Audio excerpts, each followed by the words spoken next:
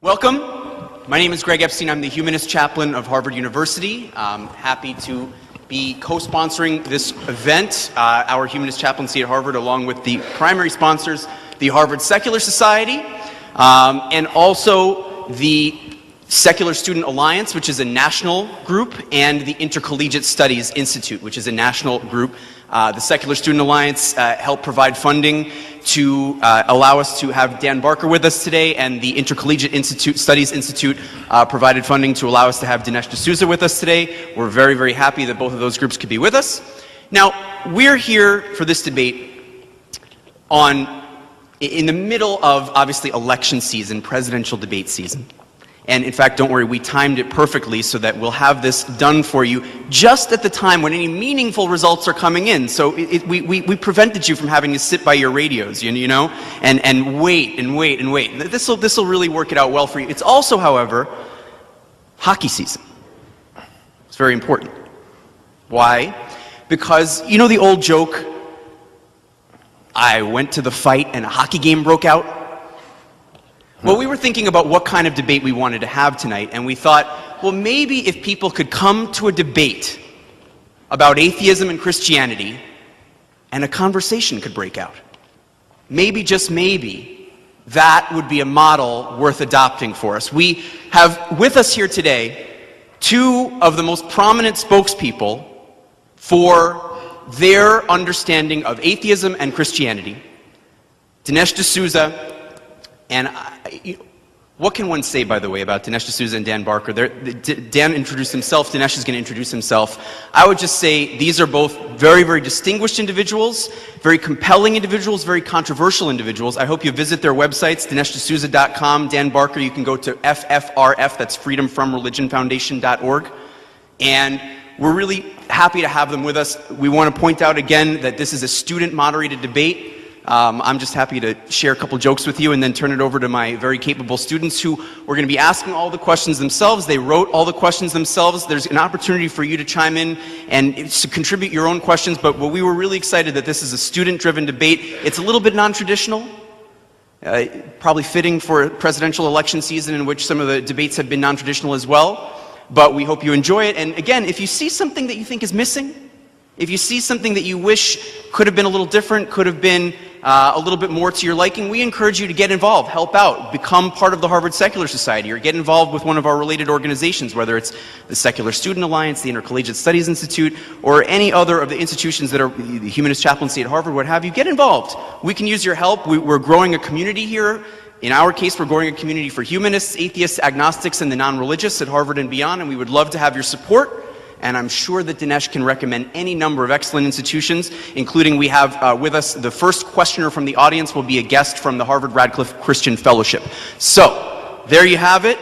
And now I'm very proud to turn it over again to my students from the Harvard Secular Society, to Dan Barke, and to Dinesh Souza. Please join us and introduce yourself, and thank you for coming. Mr. Barke, would you like to give your opening statement? Okay. Yeah. Sure. Just as a brief introduction, Mr. Barke is the co-president of the Freedom from Religion Foundation, the nation's largest atheist organization, and a reformed minister. I guess reformed is the word. Reformed. Thank you, Dan. Thank you all for coming. Good evening. Whoa! It happened last night and it's happening again here. You know, I used to be a preacher, and every time I get back in a pulpit in front of a church, I have all these feelings that come over me again. And I'm standing here with this almost irresistible urge to take up a collection. But I'll try to resist the urge. You know, I was a pastor for 19 years. I preached. I was a missionary. I was an evangelist. I was a Christian songwriter. I was a true believer. I really believed it. If I was not a true believer, nobody is a true believer. Today I'm an atheist. I don't speak for all atheists. An atheist is a person who lacks a belief in a God. I'm an atheist because there's no evidence for a God. If there were, by now somebody should have won the Nobel Prize for bringing it forth and showing us this. I'm an atheist because there's no coherent definition of a spiritual God. I'm an atheist because there's no agreement among believers as to the nature or the moral principles of this God they say they believe in. I'm an atheist because there's no good argument for a God, and we've seen them and we beat them to death. I'm an atheist because there's no good replies to the positive arguments against a God. For example, the problem of evil. All you have to do is walk into any children's hospital, and you know there is no God. Those families desperately praying for their children who are in pain and who die. A loving God, at least there's no loving God who would allow something like that to happen. And I'm an atheist because there's no need for a belief in a God. Millions of people on this continent around the world live happy lives, productive lives, moral lives, loving lives without belief in a supernatural being. We're just fine. Atheism is reasonable. It's the lack of a belief in a God or gods. But is atheism better than Christianity, which is our debate tonight? Well, yes, for the very simple reason that Christianity is not true. I used to preach the claims of Christianity. I used to stand in the pulpit and believe them with all my heart. But when I scratched beneath the surface and started to study the evidences and the reasonings and the documents and the claims, I reluctantly discovered that what I was preaching is simply not true. That's the basic question that should be asked of any religion. Not is it useful, but is it true? Atheism is not a moral system, but then neither is Christianity. Christianity is a salvation system. There are many wonderful Christians in the world. I know many of them. I work with a lot of them. There are many horrible Christians in the world. We all know that. The same is true of atheists. There are many wonderful atheists in the world who went down to help during Hurricane Katrina, who give their lives, who sacrifice their time and the energy without any hope of a future reward. There are also many horrible atheists in the world. Stalin was a horrible atheist, a horrible human being. Hitler was a horrible Christian. People should be judged not by their beliefs. People should be judged by their actions. Christians are followers of Christ. That's what a Christian is. Here are some of the moral teachings of Jesus. Even though Christians sing about peace on earth at Easter time, at Christmas time, Jesus said, "Think not that I came to send peace on earth. I came not to send peace, but a sword." He threatened physical violence and torture, this hell that his Father created. He said, "If you don't hate your family, you cannot be my disciple." He never married. He never fathered children. He never denounced slavery. He incorporated it into his parables as if it were the most natural order. In fact, he said some slaves will be beaten harder than others because they knew better. He did nothing to alleviate poverty. He said, "The poor you have with you always." He said, "If you do something wrong with your eye or hand, cut it off." He said this in a sexual context. Marrying a divorced woman is committing adultery. Other moral advice that he gave us, this Christ that Christians follow: don't plan for the future. Don't save money. Don't become wealthy. Sell everything you have and give it to the poor. Although he did not do this himself. Don't work to obtain food. Don't have sexual urges, he said. Let everybody know that you are better than the rest of the world. If someone steals from you, don't try to get it back, Jesus said. If someone hits you, don't defend yourself. Invite them to do it again, Jesus said. If you lose a lawsuit, pay more than the judgment. If anyone asks you for anything, give it to them without question. What kind of car do you drive, Dinesh? Maybe I'll put you to the test tonight and see if you believe what Jesus says. Jesus did give some good moral teachings. It would be a true miracle if he didn't, but most of them were borrowed. The golden rule was borrowed. It's a good idea. Love your neighbor, of course, is not a bad idea, but these are things that we can figure out on our own without Christianity. On balance, the moral teachings of the founder of Christianity are inferior and they are dangerous. It's to the credit of most Christians, I think, that they have risen above their brutal Bible. They are smarter than Jesus. They are kinder than God. Since Christianity is a salvation system and there's no such thing as sin, then we don't need it. Even Jesus is quoted as saying, "They who are healthy don't need the doctor. Only they who are sick," in Matthew 9:12. We atheists don't consider ourselves sick. Atheism is a wellness of mind, and I think it's a kind of a courage of conviction in a predominantly religious culture that makes it possible for us to see the world as it really is, which is our best shot at creating solutions that are truly relevant. Think about this. If salvation is the cure, then atheism is the prevention. Thank you very much. I am delighted and honored to be here. I want to thank the Harvard Secular Society. I want to thank Dan Barke for being here. Since we are in this hallowed setting, if in the middle of the debate a big hole opens up and the three of them disappear and I'm the only guy left standing up here, I think you'll understand. I found it interesting to hear Dan introduce himself. He was a preacher for many years. I think by his own account, he was talking nonsense for many years. I'm here to show that he's still talking nonsense. But I look forward to an engaged dialogue. I want to tell you a little bit about myself. I was born in Bombay, India. And I was, oddly enough for that part of the world, born Christian. I'm from a part of India in the south called Goa, which about 300 or 400 years ago was visited by Portuguese missionaries. The missionaries came with the Bible in one hand and a sword in the other. It was called the Portuguese Inquisition. They were very persuasive. My ancestors saw the light and converted to Christianity. Actually, in conversations with my grandfather, the story is a little more complicated than that. It's true. The Portuguese came bearing, if you will, Christianity at the point of a bayonet.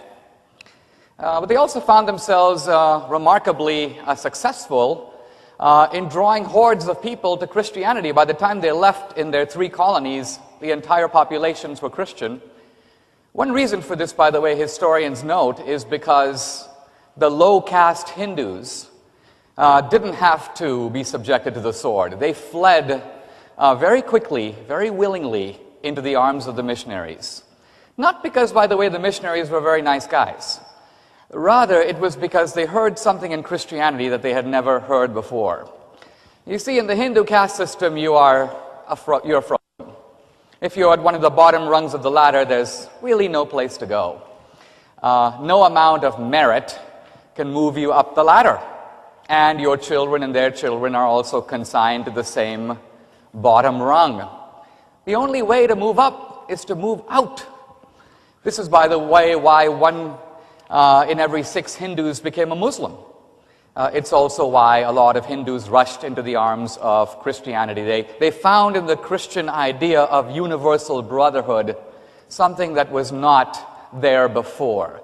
This was not an ideal universally implemented, it was the mere articulation of it.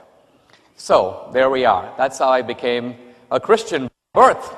But I became, one may say, a bad Christian, or actually more precisely, a stupid Christian. Why? Because most of us learn our religious beliefs when we're very young. I learned mine at my parents' knee when I was 5 or 8, 10 years old. Now, this is not Christianity. This is what I want to call crayon Christianity. The story of the big man with the Santa Claus beard and so on.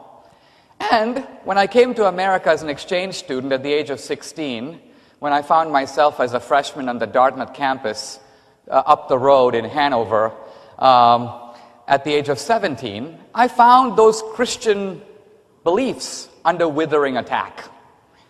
This happens to all young people on campus. Secularism is now firmly rooted. It is, in fact, the orthodoxy of Harvard. It is, in fact, the entrenched ideology of intelligentsia. And so I was battered with these kinds of questions. Not that these questions don't have answers, but I didn't know what those answers were. And so I found myself pulling away from my Christian beliefs.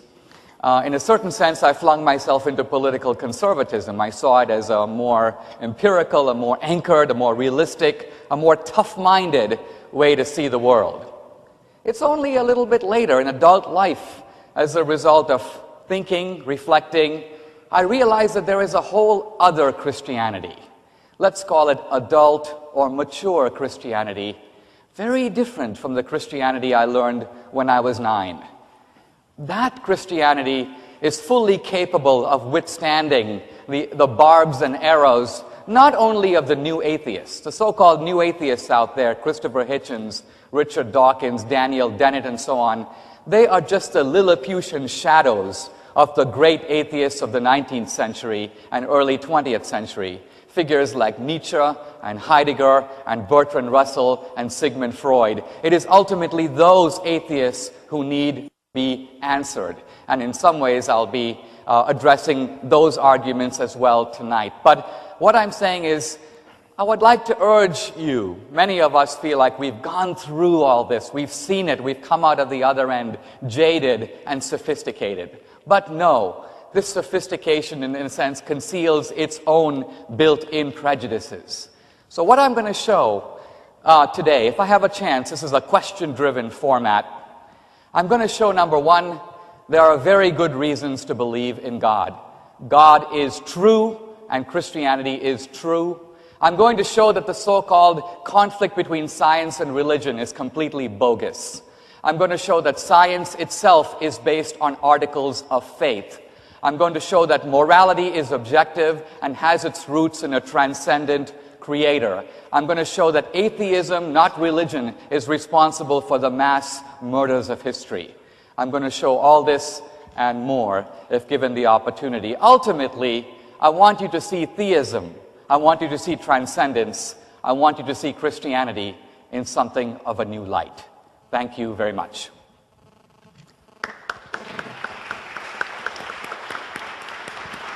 Thank you, Mr. De Souza. Before we begin, I'm just going to outline some of the rules of the debate. Several of my colleagues in the Harvard Secular Society will be asking the questions. There will be 4 sections of questions: theology, ethics, politics, and pluralism. For each question, we will allow 2 minutes for for the person to answer. Some of the questions will be addressed to both, and some will be addressed to only one of the speakers. For those that are addressed to only one of the speakers, at my discretion, I will allow a 90-second response from the other speaker and potentially a 45-second response from the original speaker to that. After this, at the end of each section, we will allow each speaker to ask one question of the other speaker. After this, we will move on to the audience question and answer period of the debate. That we will allow 2 minutes for each answer. There will be no follow-up questions for those. And finally, we will allow 3-minute closing speeches depending on the time. With that, this is Lewis Ward, and he will be asking questions on theology. All right, thank you. To begin, we will have a question about science and religion. This is a question for both Mr. Barker and Mr. De Souza. Could you each please explain your view of the ideal relationship between science and religion? To what extent should each be influenced by the other?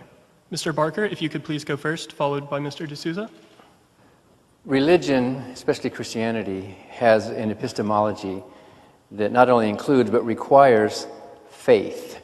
In the Bible, in Hebrews, the writer of Hebrews said, "He who comes to God must believe that he exists."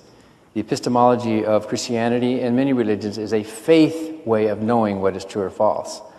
Science rejects faith as a valid tool of knowledge. Faith might have some uses as a temporary placeholder or whatever, but as a tool of knowledge, faith is useless. If an assertion has to be accepted by faith, then there's an admission that that assertion cannot be accepted on its own merits. When you know something is true, it's because it's been tested, it's been repeated, it's falsifiable in principle, it is internally coherent and it's logical, it's free of non sequiturs, and it is honestly done, free of any agenda or motivation, like religious motivations, like loyalty. So the science and religion that requires faith, such as Christianity, are incompatible. On the other hand, Christianity does make claims about the universe, that makes claims that there is this mind-being, complex creature up there, and if that claim were true, that claim would be accessible to science. And as many people, including Dawkins, point out, a universe with a being like that in it would be a different kind of universe than one without it. So the factual claims of Christianity, if they are free from faith, are subject to scientific scrutiny. And when you look at them with the tools of science, you see that these they do not withhold. The level of confidence for the religious claims, the resurrection of Jesus or the existence of God or so on, are so low that they can be virtually ignored. Let's explore first if science and religion are incompatible, if there's some kind of a war between the two. If you were to make a list of the greatest scientists of the past 300 years or 500 years, a list that would surely include Copernicus, Kepler, Galileo, Boyle, Pascal, Gassendi, Rutherford, Newton, Einstein, and so on, make a list and look at it. You will notice that virtually every name on this list is in fact a believer in God, and the vast majority are in fact Christians. So, here you have people of the caliber of Copernicus and Newton. They did not see any conflict between science and religion. In fact, they saw their work as revealing the handiwork of God in the universe. The greatest scientists have not seen this conflict. I'll take their word over an embittered former preacher. What about the idea that science is based on evidence, but religion is based on faith? I want to show that science is based on three faith-based propositions that can in no way be substantiated by evidence. Number one, the idea that the universe is rational.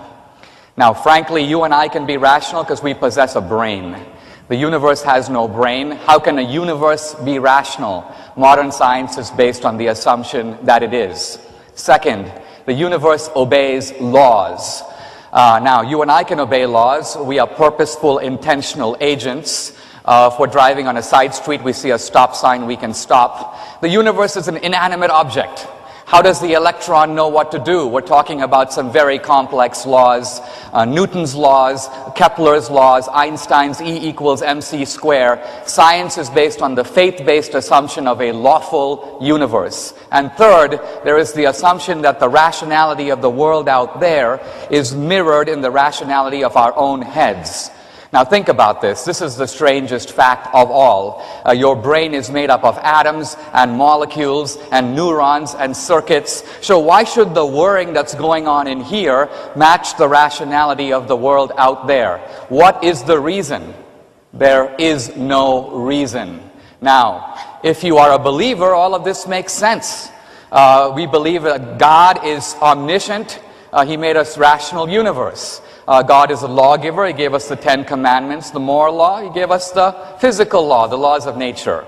And we are created in the image of God, and so we have within us a spark of that divine rationality. No wonder we can apprehend the world out there. So if you're a theist, all of this makes sense. But if you're an atheist, you got to take it 100% on faith. So the idea that science eschews faith is complete nonsense. Science, not only in its origins, but up to today, is based on these three faith-based propositions, which are a direct legacy of Christian theology. All right, thank you, Mr. D'Souza.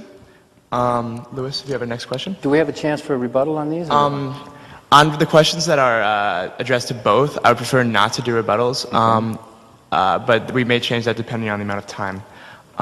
Yes, so next question. All right, next we have a question for Mr. D'Souza. Most religions have a scripture that they claim to be the Word of God, so how can you feel confident that yours is the one that's truly divinely inspired? I see religions as a human effort to apprehend the divine. In this sense, the presence of the divine, the transcendent God, can be defended and to a large degree known by reason, what Kant called religion within the limits of reason alone. Now, religion ultimately is based on two dimensions. You may say the dimension of reason and the dimension of revelation. It is impossible to use reason to adjudicate between competing revelations. In that sense, I have no way of saying that Christianity is, in its revelation, better or truer than other religions. I can't say that based on reason. In fact, when the end of the world comes, I guess we'll know if the final phone call turns out to be from Salt Lake City. Big surprise to all of us, won't it be? Look, I want to make a little different point. The way I look at it is somewhat different. I see religion as an effort to bridge the gap. We all sense in our life a chasm between the way we are and, you might say, the way we should be. We sense a chasm between our life as it is and perfection. And by perfection, what I mean is perfect beauty, perfect goodness, perfect truth, and so on. So here is this huge divide. Religion is an effort to try to bridge that. And I see the major Abrahamic religions, particularly, by the way, Judaism and Islam, as a way to construct a ladder. A human ladder to God. If you follow these codes, these commandments, these dietary regulations, pray 5 times a day, go to Mecca, you're going to move up the rungs of the ladder. Eastern religions similarly view the problem as the self, and if you can extinguish the self, you'll achieve in some senses what the Buddhists call nirvana. Now, Christianity is based on the premise that this divide, this chasm is so big that no human effort will ever bridge it.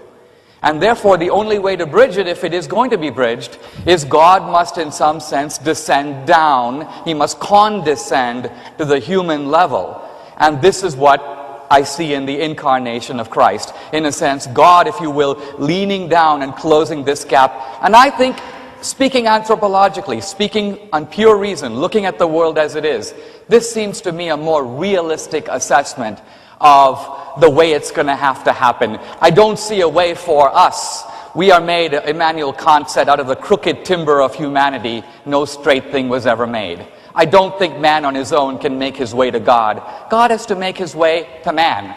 For these reasons, quite apart from whether the Bible is true as opposed to the Quran, I don't want to get into that kind of hocus-pocus debate. I want to debate today not by quoting the Bible, not by flinging scriptural verses. I want to debate based on history and philosophy and science, the same rational evidence that the atheists appeal to. My goal is ultimately to defeat atheism on its own ground. All right. Thank you, Mr. Souza. Mr. Barke, you have 90 seconds to respond. Well, you did not answer the question. And Dinesh is obviously a very kind and very smart individual. And I admire someone like him. But tonight, all he's doing is equivocating. I think you can see that. No scientists say that the universe is rational.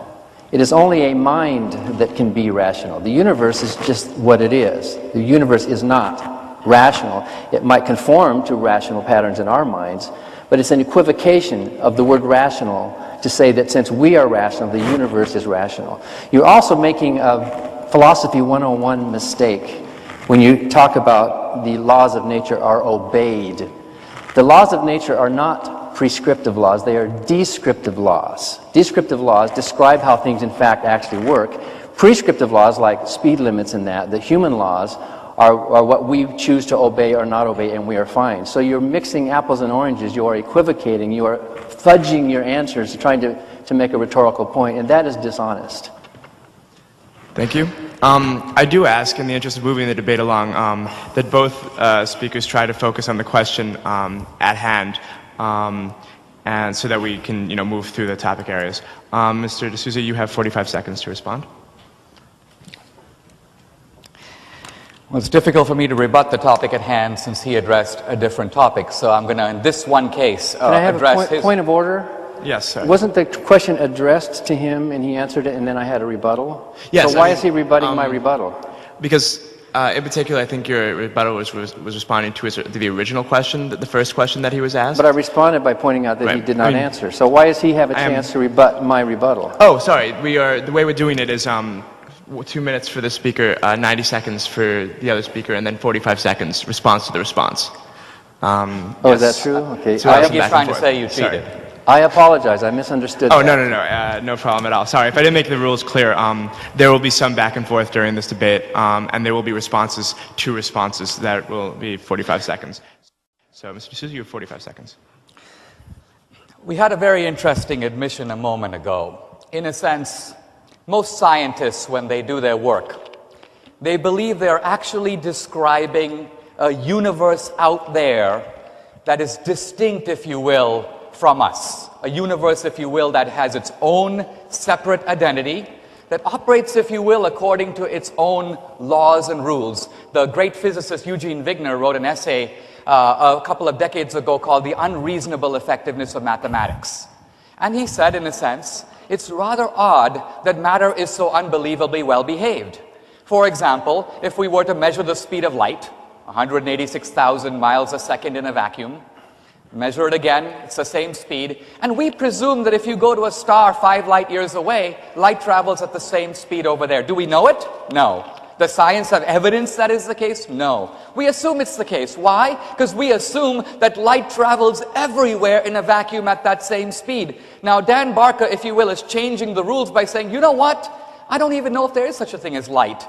These rules are not out there. They are in my head.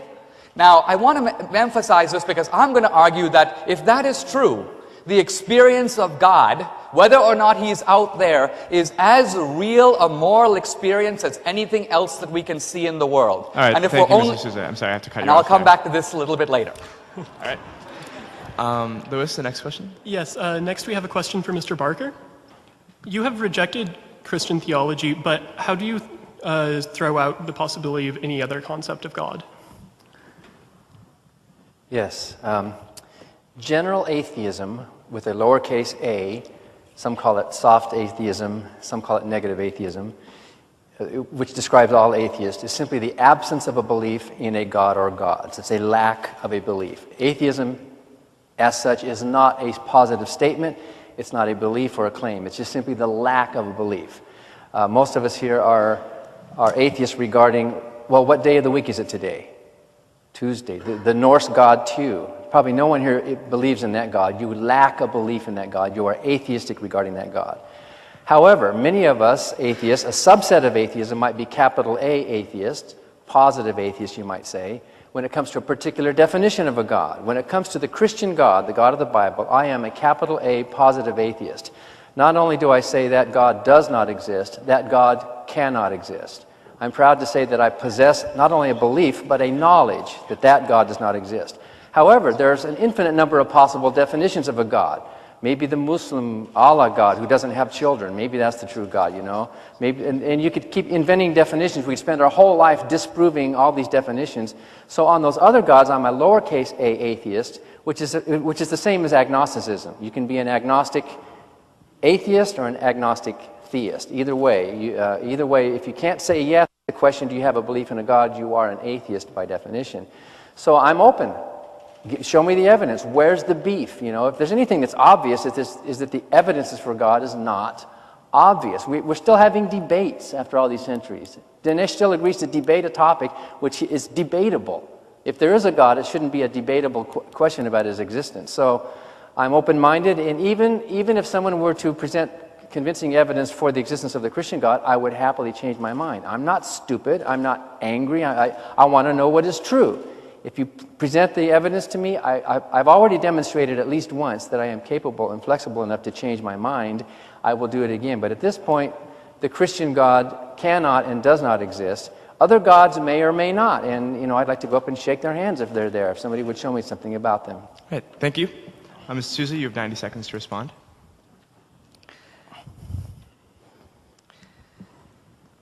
We all don't believe in certain things. One may say fanciful things, unicorns and the like. Usually if we don't believe in those things, we just go about our lives as if those things don't exist. For example, I don't believe in unicorns, but you'll notice I haven't written any books. Unicorns are not great. The End of Unicorns, The Unicorn Delusion, or to take Dan Barker's book, Losing Faith in Unicorns. This tells me that something more is going on. Christopher Hitchens, in one of his statements, says, I'm not an atheist, I'm an anti-theist. I think what he's trying to say is, it's not that I don't believe in God, I hate God. He says, I don't want to go to heaven. If there's such a place, count me out. With Dan Barke, I think we see a similar dogmatism. If he were to say, look, I'm open, I used to be overconfident, I was a little fanatical in my beliefs then, but I'm really open-minded now. But I suggest he is equally fanatical now, to the point where on something where none of us know, I fully confess that on the grounds of reason alone, I too am an agnostic. And by an agnostic, what I mean is an agnostic is someone who doesn't know. I believe, but I don't know. There's a difference between belief and knowledge, by the way. For example, I wouldn't say I believe in my brother. I know the guy. We believe in something if we don't know. In this sense, Dan Barke and I are in the same position. Here's the difference. I admit it. He won't. He pretends as if his position is made based on reason. He pretends that not only that of all the gods out there, he's open to all of them, except one. He has positive knowledge that this one God not only does not exist, but cannot exist. All right, thank you, Mr. Souza. Mr. Barke, you have 45 seconds to respond. Thank you. The God of Christianity is defined in mutually exclusive terms. For example, free will and omniscience. A being who is both free will and omniscient cannot exist. It'd be like arguing, does a married bachelor exist? It's a stupid debate. Married bachelors don't exist because they cannot exist. The Christian God is defined in many of these terms that cancel each other out and make such a being impossible. Many theologians, you are aware of the fact, have had to tinker with their definition of God. For example, he can't be all benevolent, so they have to have a different type of a God if you try to put them all together.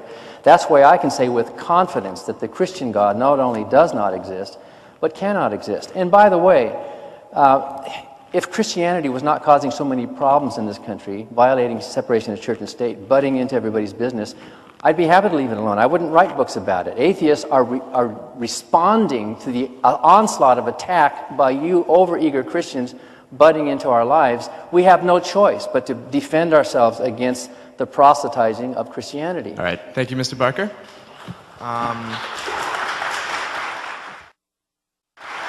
Louis, if you have one more question. Yes, I have one more question for both debaters. What would have to happen for you to reverse your view on the existence of God? Mr. D'Souza first, please.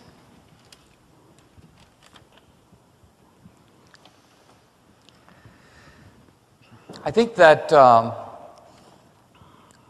question that every believer has to face is, can you envision circumstances in which you would become an atheist? And I certainly can. In fact, in some senses, the process has already happened to me once. When I was in college, I imported to Dartmouth Christian beliefs. I was hit with a bunch of different questions. How can are you telling me you believe someone was born of a virgin, walked on the ocean, brought dead people back to life? Are you nuts? We're living in the 20th century, now the 21st century. And don't you believe science operates according to invariant laws? Or, how do you know your religion is true? If you were born in Saudi Arabia, wouldn't you be a Muslim? Now, my point is, I wanted to believe, but my brain was getting in the way.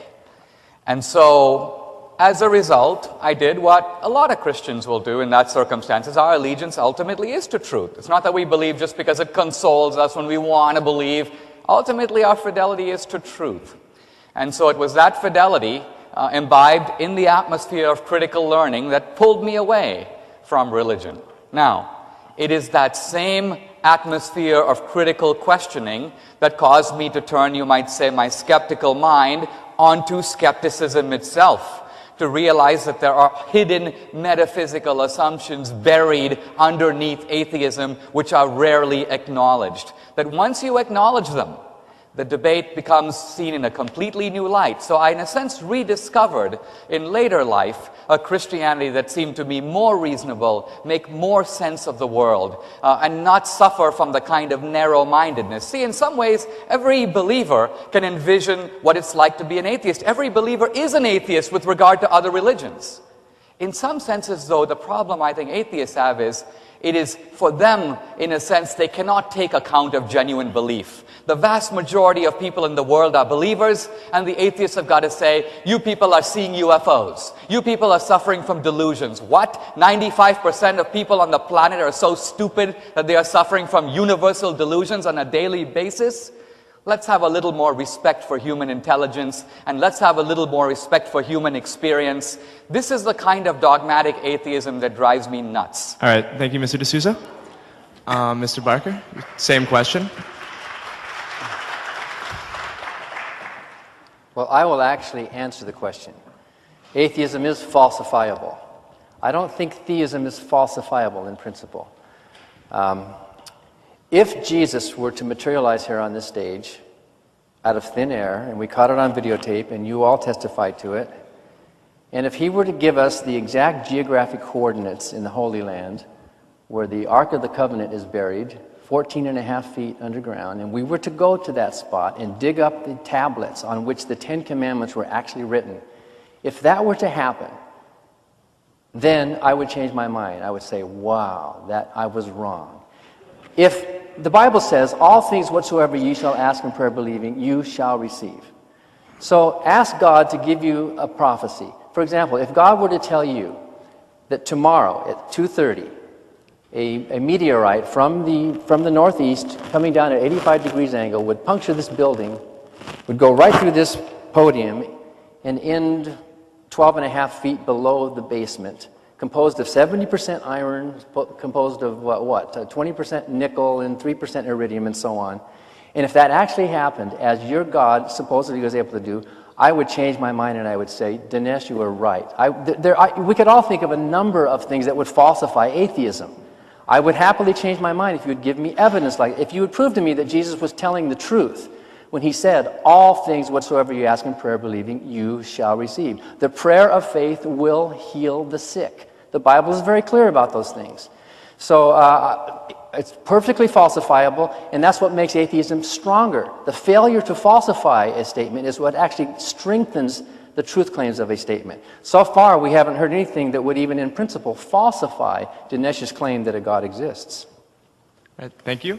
Well, there'll be no responses to this. Each debater will now have the opportunity to ask the other one a question. Mr. Souza, do you have a question you'd like to ask? Now, in the question, can I cross-examine him a little bit? No, just one question, please, no follow-ups. All right. Let me put it this way. I'm going to answer his question and frame it in the form of a question. The Bible makes a rather startling statement, which in fact flies in the face of all empirical evidence. The universe had a beginning. Not only the universe had a beginning, but a God who is outside of space and time created not only the universe, but space and time.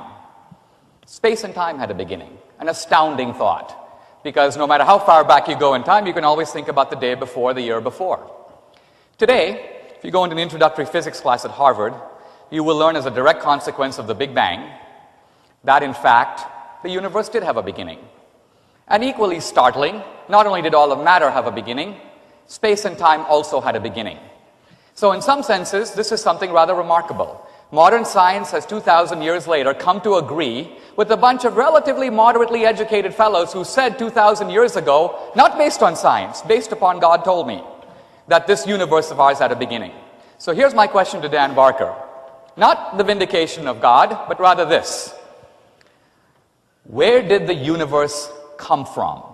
If all things that have a beginning, if all material objects that have a beginning must have a cause, what is the cause for which the universe is the effect? Thank you, Mr. D'Souza. I'd like to also remind the debaters that a question is a short, inquisitive statement with a question mark at the end. Mr. Barker, you have 2 minutes. Sorry. We know that space and time came into existence at the beginning of the universe, and that the words that you just used, the word where and cause, those are spatial temporal words. Those are concepts that can only function within space-time. So asking what is the beginning of time is a meaningless question. It's like asking, what is the beginning of the earth? You could say, if you go up to the latitudes up to 0, you get to the North Pole. What is north of the North Pole? That's a meaningless question. To ask what happened before time is a meaningless question. To ask what is the cause of something outside of the space-time dimension in which causality is even possible is a meaningless question. To ask what caused cause is a meaningless question. Again, you're mixing logical spheres here. How can a being exist outside of time? A being, by definition, occupies space and time. That's what a being is. It seems to me you're equivocating again. It's like Bill Clinton, what's the definition of is, To exist means to exist within space and time. Time is not a thing that you can be outside of. Time is a dimension. Where does it start? Where does it end? How do you know you're outside? I guess I would reply with a question to you. If God is outside of time, I don't know how that's even possible. I can't even picture it, but you're asserting that that's possible. Then is time outside of God? And then if there is no temporality in the mind of this God who's outside of time, how do we determine what causality is? Causality is determined by temporal succession. This happened first, this happened later. God didn't create the universe and say, oh, look, what happened? I guess I better decide to do it now. The mind of God has to function in a temporal, causal way if he's going to be a being in any meaningful sense of the word. So your question is meaningless. It's sort of a parlor game trick. And there are a lot of unanswered questions in science, but to simply plug some of those gaps with your God is irresponsible. You're jumping prematurely to your pet religion conclusion. Thank you. Mr. Souza, are you clear on the question, I believe? Mr. Barker was asking? Sure. I certainly am. You have 2 minutes. What we have just heard is 2 interesting things. Number 1, I didn't ask him where time came from. I asked him where the universe came from. Now, the universe is an object. It's a material thing. It is of the essence of science and philosophy to ask, where did this thing come from? It is not, if we see a head in the middle of Harvard Yard, we would say, how did this get here? What happened? Richard Dawkins, in an interesting speculation, says maybe life got here because aliens brought it from outer space. Then we might ask, where did the aliens come from?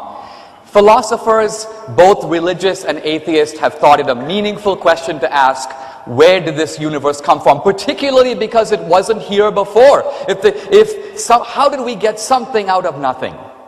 That's the question. Now, in a sense, Darren Barker cleverly swapped the question from where did this big material object, the universe, come from? He has no idea. Atheism has no explanation. The most reasonable explanation is if the universe has a source. It can't be a natural source, by the way, because the universe includes all of nature. It would have to be some very powerful, let's call it omnipotent source. It would have to be a source, if you will, of unbelievable creativity, given this universe that we have, with all its laws and all its operations. My point is, he is ducking the question by proclaiming it meaningless. If this question is meaningless, then all the great atheist thinkers from Nietzsche to Heidegger to Bertrand Russell have been talking nonsense all their lives. All of them, too, thought it meaningful to ask, how did we get something out of nothing? So if he's not willing to address this, you may say, properly basic question, it's sort of like if I were to ask him, how do you know that the past even exists? And he declares, well, I really don't know. Time is really an ethereal concept. Causation itself, this is a kind of gobbledygook that is substituting for a real answer to a real question, which is give an account for why we are here with a universe that we can contemplate. Did this just happen by accident? Did random chemicals produce it? Or is he basically saying he has no answer, and so he's pretending that it's a meaningless question? All right, thank you, Mr. D'Souza. Thank you, Lewis, as well. We'll now be moving on to the second section of the debate. Kelly Bodwin will be asking questions on ethics. Hi, guys. All right. Our first question here is for Mr. Barker, and this question was in part contributed by the Harvard Radcliffe Christian Fellowship, so you should know it's not all coming from the secular society. Mr. Barker, if there is no God, how have you constructed a moral code for yourself? And do you feel that this code is specific to you personally, or can there be absolute morals without religion? Great. We do whole debates on this topic. There is no morality with a capital M in the universe. Morality is a label for a concept. A functioning mind assigns value to things, and we choose, based on our nature, things that are valuable to us and our species and others. Atheists do not consider that there's a moral code. That's like religious talk, to talk about a moral code. There can be a legal code, of course. A society can make a legal code and we can have laws. But what atheists talk about, and I don't speak for all atheists, but we talk about moral principles. Because a code would say this action is wrong and this action is right. Principles would say this action may be right or wrong depending on the situation. For example, a woman knocks on your front door, you open the door, she's bleeding. She says her husband's trying to kill her. You bring her in and you help her out. Later on, her husband bangs on the door and says, "Do you know where my wife is?" A moral person should lie to that man. There's no code that says never tell a lie. A lie can be a very good thing. A code would say, oh, I better be virtuous and always tell the truth. The situation requires that most of the time truth-telling is valuable. But a moral person like Rahab in the Bible, who told a lie to protect God's Israelites, was praised for telling the lie. Moral codes, Paul wrote in the Bible, God is not the author of confusion. But you think of a single book that's caused more confusion than the Bible. You name it. Christianity doesn't even have a moral code. You name any social issue that's important right now. Gay rights, gay marriage, stem cell research, abortion rights, what? The war, doctor-assisted suicide. What are we struggling with in the world? Devout, Bible-believing Christians fall on both sides of this issue. They don't even have a moral code. Here's what I use, humanism basically. Most atheists that I know would call themselves humanists, and humanistic morality basically boils down to a very simple principle. It's a principle that's useful and flexible. The principle is this: you can be called an ethical, moral person if you act with the intention of minimizing harm. That's it. There's no big mystery to morality. If it is your intention to act in ways that minimize harm, and harm is a natural thing. Harm is not offending the fragile ego of some deity who wants to be worshipped every Sabbath. Harm is hunger or pain or shelter or whatever it is in the real world. All right, sorry, thank you, Mr. Barker. I do have to cut you off here. Mr. De Souza, you have 90 seconds to respond. This is a question for him, not for both of us. No, right. Are you right? The distinction between codes and principles I accept. I think that, that this is not a valid division between theism and atheism. For example, the commandment is often translated, thou shalt not kill. It really means thou shalt not murder. That's in fact its context. And so there is a distinction here between killing, and killing, one may say, the innocent, or killing premeditatively, or killing for the wrong reason. If you look, for example, at the Christian just war theory, I mean, who can argue that this has not been an enormous contribution to moral thinking in the world? This is the notion, for example, that if there's a war, traditionally wars are fought winner take all. The loser becomes, if you will, the captive of the winner. Christianity said no. Number one, war should be fought only defensively, not offensively. Second of all, you should not in general attack preemptively. Third, your response should be proportionate to the original attack. If someone from a different tribe comes and kills 5 of your guys, you can't go kill 5,000 of their guys. You should make a proportionate response. There should be some prospect of success. The ultimate goal should be peace and resolution. So here are principles, in a sense, articulated by Christianity into Western civilization that are now the legal underpinning for the UN Charter of Human Rights, for our legal definitions of torture, unreasonable coercion, and so on. So it is simply an historical fact that Christianity has embedded in our civilization, Western civilization, moral principles that even secular people live by. When you look ultimately at his thou shalt not do any harm, it's based on a rejection, one may say, of the idea that we are mere Darwinian primates. If we were... Sorry. Thank you, Mr. Souza. I do have to cut you off there. Mr. Barker, you have 45 seconds to respond. The concept you just elucidated is quite admirable, but it's not biblical. The biblical God committed mass genocide preemptively. He offered terms of peace to these villages by saying, you can come and convert or we'll kill you. You can be slaves or you can be dead. That's your choice. The God of the Bible is brutal, bloodthirsty, one of the most warm. In fact, he calls himself a God of war. The principles you are explaining are humanistic principles. They are not from the Bible. They might have come from a culture in which Christianity was the dominant religion of the time, but they don't come from the founding document of that culture. So the principle, and in fact, Confucius even said it much better. Confucius said, that which you would not have done unto you, don't do unto others. Confucius had a better understanding long before Christianity, as if it would have never dawned on the human race that there's something wrong with killing without the 10 Commandments. By the way, that Hebrew word ratsak means kill. It does not mean murder. God turned right around and did the same thing and killed in his own book. He's contradictory. He does not even obey his own laws. All right, thank you, Mr. Barker. I'm sorry I have to cut you off there. Our next question is for Mr. De Souza. We often hear Christians citing Bible verse or Bible principles as proof of morality and immorality.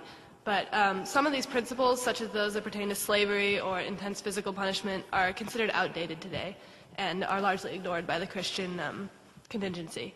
Do you believe that some traditional Christian morals are outdated? If so, is it possible that any of today's religious ethics will someday be obsolete? Mr. Souza, you have 2 minutes. Let's look for a moment at the single and strongest example you gave, which is the example of slavery. Now, Slavery has been a universal institution. The Chinese had it, the Indians had it. There was slavery all over Africa. American Indians had slaves long before Columbus. For centuries, slavery was uncontroversial. It required no defenders because it had no critics. It is only in one civilization, the civilization of the West, also known as Christendom, that slavery became controversial. Not, by the way, in the modern era. Many people think this was some sort of Enlightenment idea. No. Between the 4th century and the 10th century, slavery virtually disappeared from Europe, being replaced by serfdom. Very different from slavery. Then in the modern era, first the Quakers and then the evangelical Christians began to say the following. If we are all created equal in the eyes of God, a theological premise, it follows, politically, that no man has the right to rule another man without his consent. This startling idea, and I admit it's a new interpretation of a very old theological principle. This startling interpretation becomes the basis, not only of anti-slavery or abolition, it also becomes the basis of democracy. Because what is the premise of democracy, representative democracy? No man has the right to rule another without consent. These ideas have no clear secular roots. Even Jefferson, who was the most secular of all the founders, the least of a believer, when he came down to saying, what is the source of our rights? He didn't name 4 sources, he named only one, our Creator. Our rights come directly, he thought, from God. The simple assumption of the sacredness of human life, he could think of no other source. And he was a pretty smart guy. And he was a very scientifically minded guy, than God. So my point is, what you call outdated, yes, slavery is outdated. That's because Christianity made it outdated. If it wasn't... Yes, sorry. Thank you, Mr. Thank you. Souza. By the way, you pay half as much for a female slave as for a male slave. Jesus talked about there are some slaves who ought to be beat harder than others. You would have thought that this wonderful lawgiver, this wonderful, omnipotent, powerful deity who was coming to give us advice would have said something about it in one of his parables, maybe. He would have said, by the way, slavery is a bad idea. No, he incorporated slavery.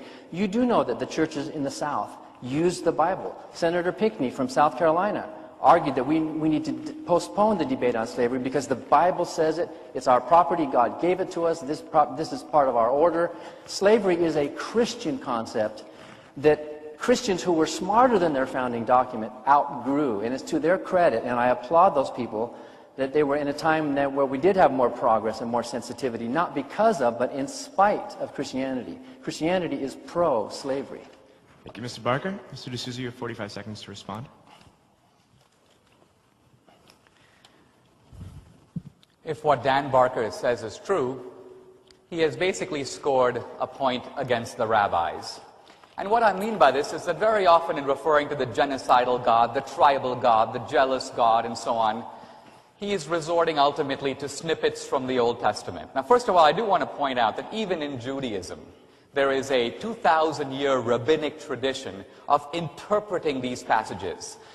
It is only the most ignorant fundamentalist who reads the words literally as if seeing them for the first time. By the way, a funny thought, he was a preacher for 20 years. Had he never read these passages before? How come he continued to preach for so long about them? Nevertheless, my point is, intelligent people read the text in context. As a Christian, I view the Old Testament as incorporated and in some profound way transformed by the New. In some senses, Old Testament teachings are universalized. The jealous God, the tribal God, the God who speaks only to his chosen people, now is in a sense the universal God, the God of all. We are all brothers in Christ. So I think what we're seeing here is a sleight of hand. In a certain sense, what Dan Barker is doing is playing ignorant fundamentalist, reading, if you will, the snippets out of context without any apparent understanding of what Maimonides has said, without any understanding of what Aquinas. There's 2,000 years of tradition. And if science was to be judged by its progress, why can't religion be judged by its progress? All right, thank you, Mr. D'Souza. Kelly, if you have another question. I'm going to quote from Batman right now, so bear with me. There's a line that says, "It's not who you are underneath, it's what you do that defines you." I want to hear both of your thoughts on this notion. Which is more important, a person's intentions or their actions, or their faith, you might say, or their works? Mr. Barker, I know you touched on this earlier, so I'd like to turn over to you. Do you really believe that actions are the only thing that people should be judged by? I do believe that. I think we should not judge people by their beliefs. If you want to stand on your head and pray to Mother Goose and speak in tongues, I don't care. That's your business. You're not hurting me, you're not causing unnecessary harm in the world. However, if your belief system causes unnecessary harm, then I as a moral person have an obligation to interfere, to stop that harm if I can. For example, if you're one of these Christian sects that believes the Bible, that says the prayer of faith will heal the sick, and if you pray for your children instead of taking them to the doctor, which happens, and children do die from that. The famous Twitchell case was right here in Boston. You remember that case? The judge told the parents, you parents can make martyrs of yourself if you want, but you can't make martyrs of your children as a test of your faith. In that case, it's their actions predicated on their belief. Their actions that are to be judged, and they can be judged as evil people because I'm using the word evil in a natural lowercase sense, by the way.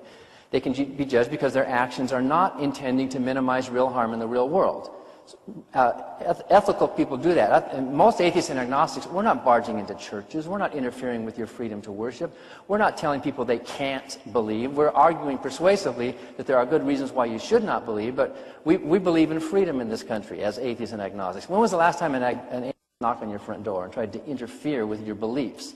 We would only interfere, and I think most Christians would agree with me, that we would interfere using the state or our own persuasion with the actions of a religious person, or an atheist for that matter, that are not attempting to minimize real harm in the real world.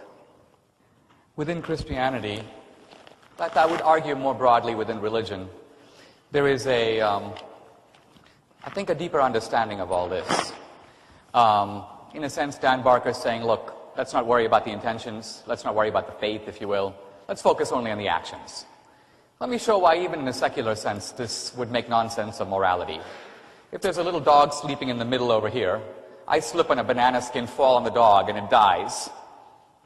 And then we have a second dog a little bit closer to Dan Barker. He walks up to it and begins to stomp relentlessly on the dog. In both cases we have dead dogs.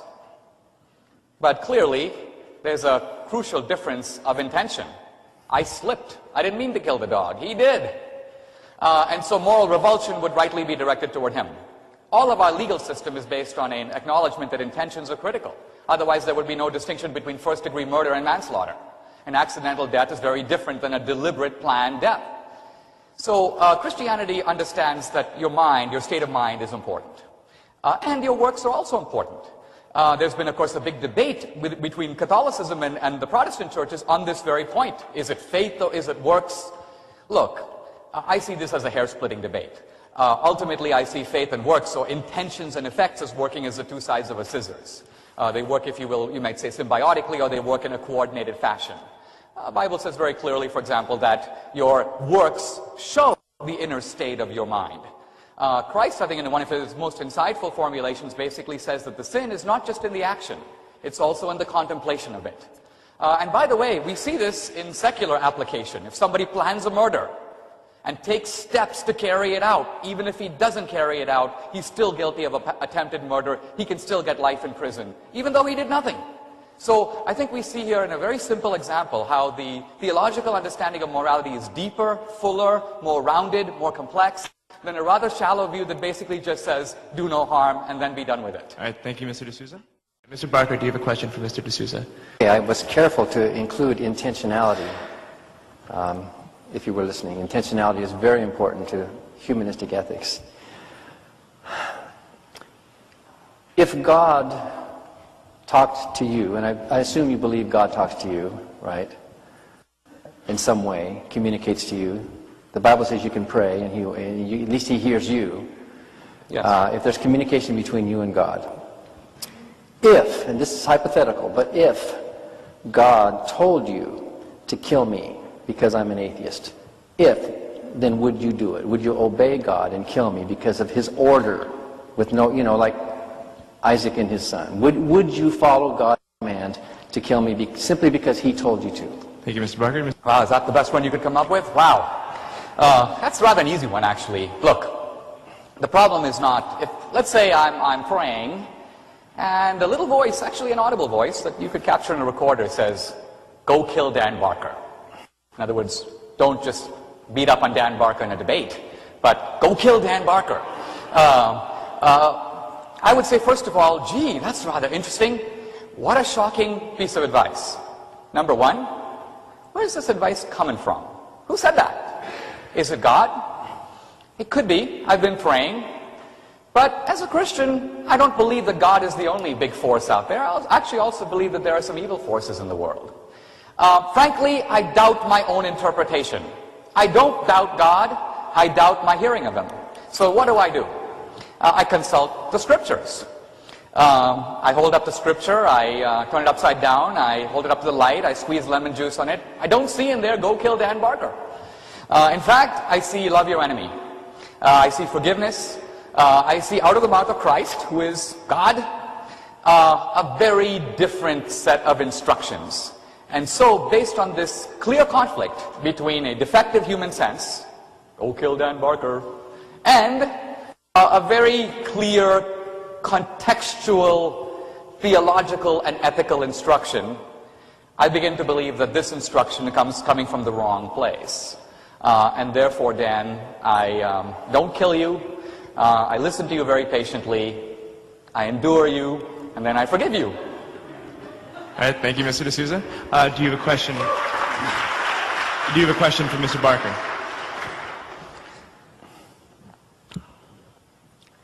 I take it that you would not disagree that there are certain things that are absolutely wrong. Wrong in any context.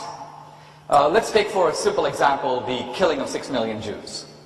This is objectively wrong. It's not just wrong for Hitler, it's wrong.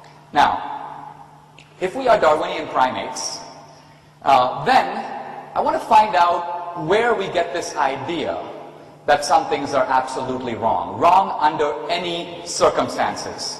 If we are Darwinian primates, our main goal is to survive and reproduce. We can actually look at Darwinian morality in the animal kingdom. We often talk about animal rights, but animals don't respect animal rights. It doesn't seem to me that a chimpanzee would be very disturbed if another male chimpanzee walked out and started killing other chimpanzees, or killing other species for that matter. What I'm getting at is this. We human beings seem to exist in two dimensions. On the one hand, we have very clearly this Darwinian imperative, lust, avarice, greed, the desire to perpetuate ourselves, the desire to accumulate harems and so on. I understand that. But there's also another dimension.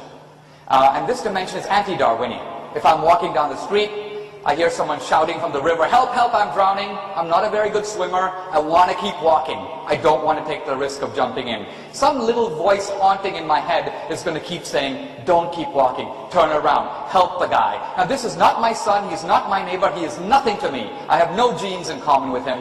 What is the Darwinian reason for me to help that guy? And if objective morality does not come from our Darwinian nature, where does it come from? Thank you, Mr. D'Souza. Mr. Barker? The most moral thing you could do might be not to jump in.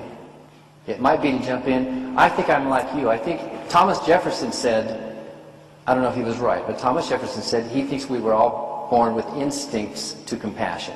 We inherited them from our ancestors. There's a lot of research now on the evolution of altruism and reciprocal altruism. That even primates are showing that. So science is showing that there can be an evolutionary adaptive explanation for why, especially you see it with your own children. You invest more time into your own kids than into your nieces and nephews and into your neighbors and that. And yet it doesn't disappear to zero. We are a species and we care about the genetic information of our species, and we have evolved, if you will, a kind of blind need to care for our own. That's natural. If I heard the person in the river, I would have to think. I'm like you. I probably just want to jump in. I mean, atheists do that thing all the time by instinct, and they might be called a hero or stupid, depending on what happened. I want to know, how far out is the person? How strong is the current? How good of a swimmer am I? How many children am I responsible for supporting? Would it be better, or is it more likely, rationally, that there would be 2 deaths instead of 1? Maybe the most rational thing to do, if I have time to think it through, would be not to jump in and go get help instead. You can't pull a list from your back pocket and say, oh, there's an absolute moral code that tells me what to do here. Let's see, rule number 136. Oh, always jump in the river when someone... What if you were drowning in the river, you're screaming for help, and you saw an 82-year-old woman with a cane up there? Would you want her to jump in? Would you expect that? You would say, no, please, don't. You would not want her to risk her life and kill both of you. Rational dilemmas require the use of a careful analysis of the relative merits of the competing consequences of various actions we have in front of us, if we have the time and the knowledge, which means a rational person must be as informed as possible to know, I mean, does this pesticide or this one cause more harm to the environment? We have to inform ourselves to know. And then if you have the intention of acting in a way that results in minimal amount of harm, you are by definition a moral person. And part of that comes from our inherited ancestors, this altruistic. Part of it just comes from the fact that we are rational creatures and we can override instincts to violence or to selfishness because we have been taught and educated by our family and by example that we do care about it. And by the way, on the bell curve of human personalities, some of us care more than others.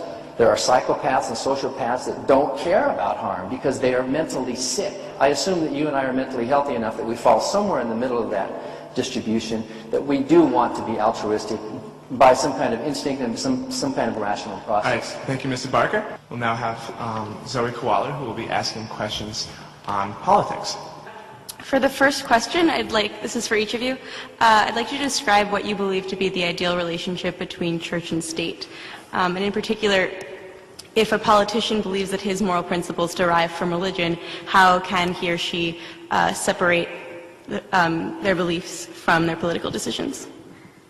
We'll start with... So I think we'll start with Mr. Barker. Okay. Separation between church and state should be absolute, complete, meaning that the state as state, that a state government public servant as working in that position must be neutral about religion, must not advance or hinder religion. The state working as state represents all of us. The state worker, though, the government worker, is an individual who has freedom of conscience and freedom of religion. Of course, that person has every right to be informed by their particular Muslim, Jewish, Christian, whatever principles they have, because they assume that the electors knew that. And so, of course, they can be informed by that. I mean, it's a free country. We can't tell people what to think and what to believe. But the government as government, when government resources, government endorsement, government property is being used for any reason, it must be neutral on religion. You can't have the freedom of religion in America or in any country if you don't have the freedom to dissent from it. So the government has to back off. In this country, you and I are free to disagree about religious issues. We are totally free to disagree and have this debate. What we are not free to do is ask our government to settle the argument. Our government has to fold its arms and let us fight it out amongst ourselves. And by the way, let the audience decide who's beating up on whom. But so private, you know, President Bush can go to church and be photographed going to church and speaking at private functions, of course. You know, any public servant can do that. This is a free country. But as president, as governor, as a school principal, they have to back off and be neutral and do their job for all of us. Because as soon as you pick one religion to advance or to hinder, either way, then you are offending some of the taxpayers that are paying your salary and who have voted you into office. All right, thank you, Mr. Barker. The concept of distinguishing government and religion is in fact an invention of Christianity. Interestingly, you see no such division in ancient Judaism. When Moses came down from the mountain, there was no question of religious freedom for his brother and the people worshipping the golden calf. Similarly, in Islam, church and state are united. Christ, in saying, render unto Caesar what is Caesar's, rendering unto God what is God's, in a sense invented a new idea. Now, from the beginning of Christianity, church and government as institutions have been separate. By the way, people think, oh, they were all, yes, they were. When Constantine, the Roman Empire, converted to Christianity, there was a blending, if you will, of church and state, but still not completely. Even under the Spanish Inquisition, if you were tried for blasphemy, you were tried by the church. If you were tried for murder, you were tried by the state. Now, here's the point I want to make. And that is, in a sense, Dan Barker is arguing as if it was obvious that the notion of distinguishing religion and government leads to what he calls an absolute separation of church and state. I want to argue that this is an exaggeration, a distortion, and a profoundly undemocratic suggestion for the following reason. We have in this society believers and unbelievers. In fact, if the polls can be believed, the believers are majority. Now, essentially, this is what is Dan Barker's idea of fairness, and indeed the ACLU, Freedom from Religion Foundation, and so on. And that is this. Let's go to the public square, which is our shared democratic space. Let's identify all the religious opinions. Let's kick them out. What does that mean? Are we being neutral? No. We are making the public square the exclusive property of secularism and atheism. And so, for example, if Dan Barker proposed in the public square, let's build a monument to the greatest atheist who ever lived, let's say David Hume. This would be permitted. It's secular. If I were to say, let's build a monument to the greatest theist who ever lived, Jesus Christ, he would say, you're violating the separation of church and state. How is this fair? Thank you, Mr. D'Souza. Zoe, another question? In the interest of time, I'm only going to ask one more question. So, each of you, I am assuming, attaches some moral value to the dignity of human life. So what are your views on abortion and capital punishment? Do you attach a different value to the life of a fetus than to that of a convict? Thank you. Mr. D'Souza, if you'd like to answer first. I think of abortion and capital punishment as in some ways related and in some ways distinct. They're clearly related in the sense that they both involve the taking of life. They, in some ways, involve the deliberate taking of life. In that sense, an element of intentionality is involved in both situations. They're different for the reason that we discussed earlier, and that is the question of guilt or innocence. I think it would be hard to argue in any sense that a fetus, assuming it has a right to life, deserves to die. One feminist writer described the fetus as an uninvited guest, which it may be in the womb. But even so, it is morally in a very different position than the guy, the serial killer, who goes out and massacres, let's say, 5 people at Virginia Tech or more. So that's the key difference. Abortion is a difficult issue. My own thinking on it has been shaped a little bit by looking at the Lincoln-Douglas debates, which are very fascinating. And by the way, I'm not making some crude analogy with slavery. But the Lincoln-Douglas debates were ultimately over what to do about the expansion of slavery into the territories. But interestingly, Douglas argued the pro-choice view. Douglas said, listen, I don't care if you have slavery. I don't care if you don't have it. I am indifferent to whether slavery is voted up or down. But I think we should agree to disagree. We shouldn't have a rule. We should let each state, each community decide for itself if it wants to vote yes or no on slavery. Lincoln made a very profound rebuttal to this. He says you cannot defend choice without attention to the content of what is being chosen. This is a moral evasion. He says ultimately the real question is the Negro a human being, or is the Negro the moral equivalent of a hog? If the Negro is the moral equivalent of a hog, then my opponent is right. We can decide up or down. We can be morally indifferent. But if the fetus is a human being, or if the slave is a human being, the question settles itself. Choice becomes irrelevant. So, similarly on the abortion issue, I would like to see a little bit more. There's too much easy refuge in the principle of choice. I think that evades something that we as a society like to evade, and that is the status of the unborn. And this is particularly ironic in an age of compassion, at a time when you may say the orbits of compassion are stretching further out to encompass, in some cases, not only the marginalized groups, but in some cases even animals. Peter Singer, who I'll be debating on Friday in LA, wants apes to have the rights enshrined in the UN Charter. So we are going beyond our species. We are reaching far and wide. Apparently the only candidate for exemption in this widening circle of moral compassion is the one candidate that gets in our way. Thank you, Mr. D'Souza. Mr. Barker, same question. I don't speak for all atheists, obviously. There are some atheists who are anti-abortion. There are some atheists who are pro-death penalty. Most of the atheists that I know happen to be socially liberal, but not all of them. But I can speak for myself at least tonight. The humanistic morality really is not concerned with punishment. Humanistic morality is concerned with protecting society from unnecessary harm. So a humanist, being ethical, would say we need to exercise the minimal amount of protection or restraint necessary to avoid harm, unnecessary harm to society. we think that capital punishment crosses that line. We think there are ways to protect society. We don't care if that prisoner feels bad or feels punished. I mean, that's not our business. What we care is that society is protected. So, speaking for myself, it is, if we're trying to tell people killing is wrong, and if you do it, we're going to kill you, the state's going to kill you, well, then the state is just as complicit in killing and just as immoral. Other atheists disagree with me, but that's my position as a humanistic atheist. I support a woman's right to choose an abortion. Jesus never said anything about a woman with an unwanted pregnancy. He was silent on the issue. I think Christians should be as well. I think for most women, an abortion is a blessing in her life. It is a wonderful thing. Obviously, there's a difference between a fetus that's the size of a thumb that has what would you put it in a little locket and hang it around your neck? It's not a fully developed, it's like the difference between an acorn and a tree. Obviously, there's some potential there. Every sperm has potential. Every sperm wants to be a future being as well, and yet we don't make masturbation a crime, right? So we have to make moral distinctions, and I think the reason I support a woman's right to choose is that it's her problem. It's her issue. It's none of your business or mine to butt in with her private decision with her doctor and with her priest and her rabbi and her lawyer. Thank you, Mr. Barke.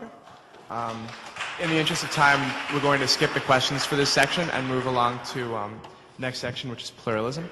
Andrew Meyer will be asking the questions. This question is going to be for both of you, but I'm going to phrase it a little differently for each one. Mr. Barke, as a former preacher with great familiarity with Christianity, what do you think that atheists can learn from Christians that they might not otherwise be exposed to? And Mr. Souza, what do you think Christians can learn from atheists in our society? Mr. Barke, could you go first? Well, we can learn a lot from modern Christians. There are many modern Christians who are wonderful people. In fact, I will march shoulder to shoulder with some of them. One of my friends, Tom Malone in Atlanta, is an outspoken atheist, but he marched shoulder to shoulder with the Baptists in the civil rights movement. Many atheists and agnostics and secular people were involved in civil rights and in the abolition of slavery and all of that. It's just that we didn't wear it on, like, you know, we're showing that we are atheists and that's why we're doing it. And when you think about it, when an atheist does a good deed without any prospect of a future reward or avoiding punishment, isn't it more moral than a believer?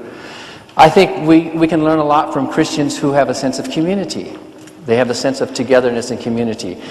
For a lot of atheists, that's difficult to find. Many of them join the Unitarian Church, which is a great place for that. And by the way, Unitarianism is a great cover if you're running for public office.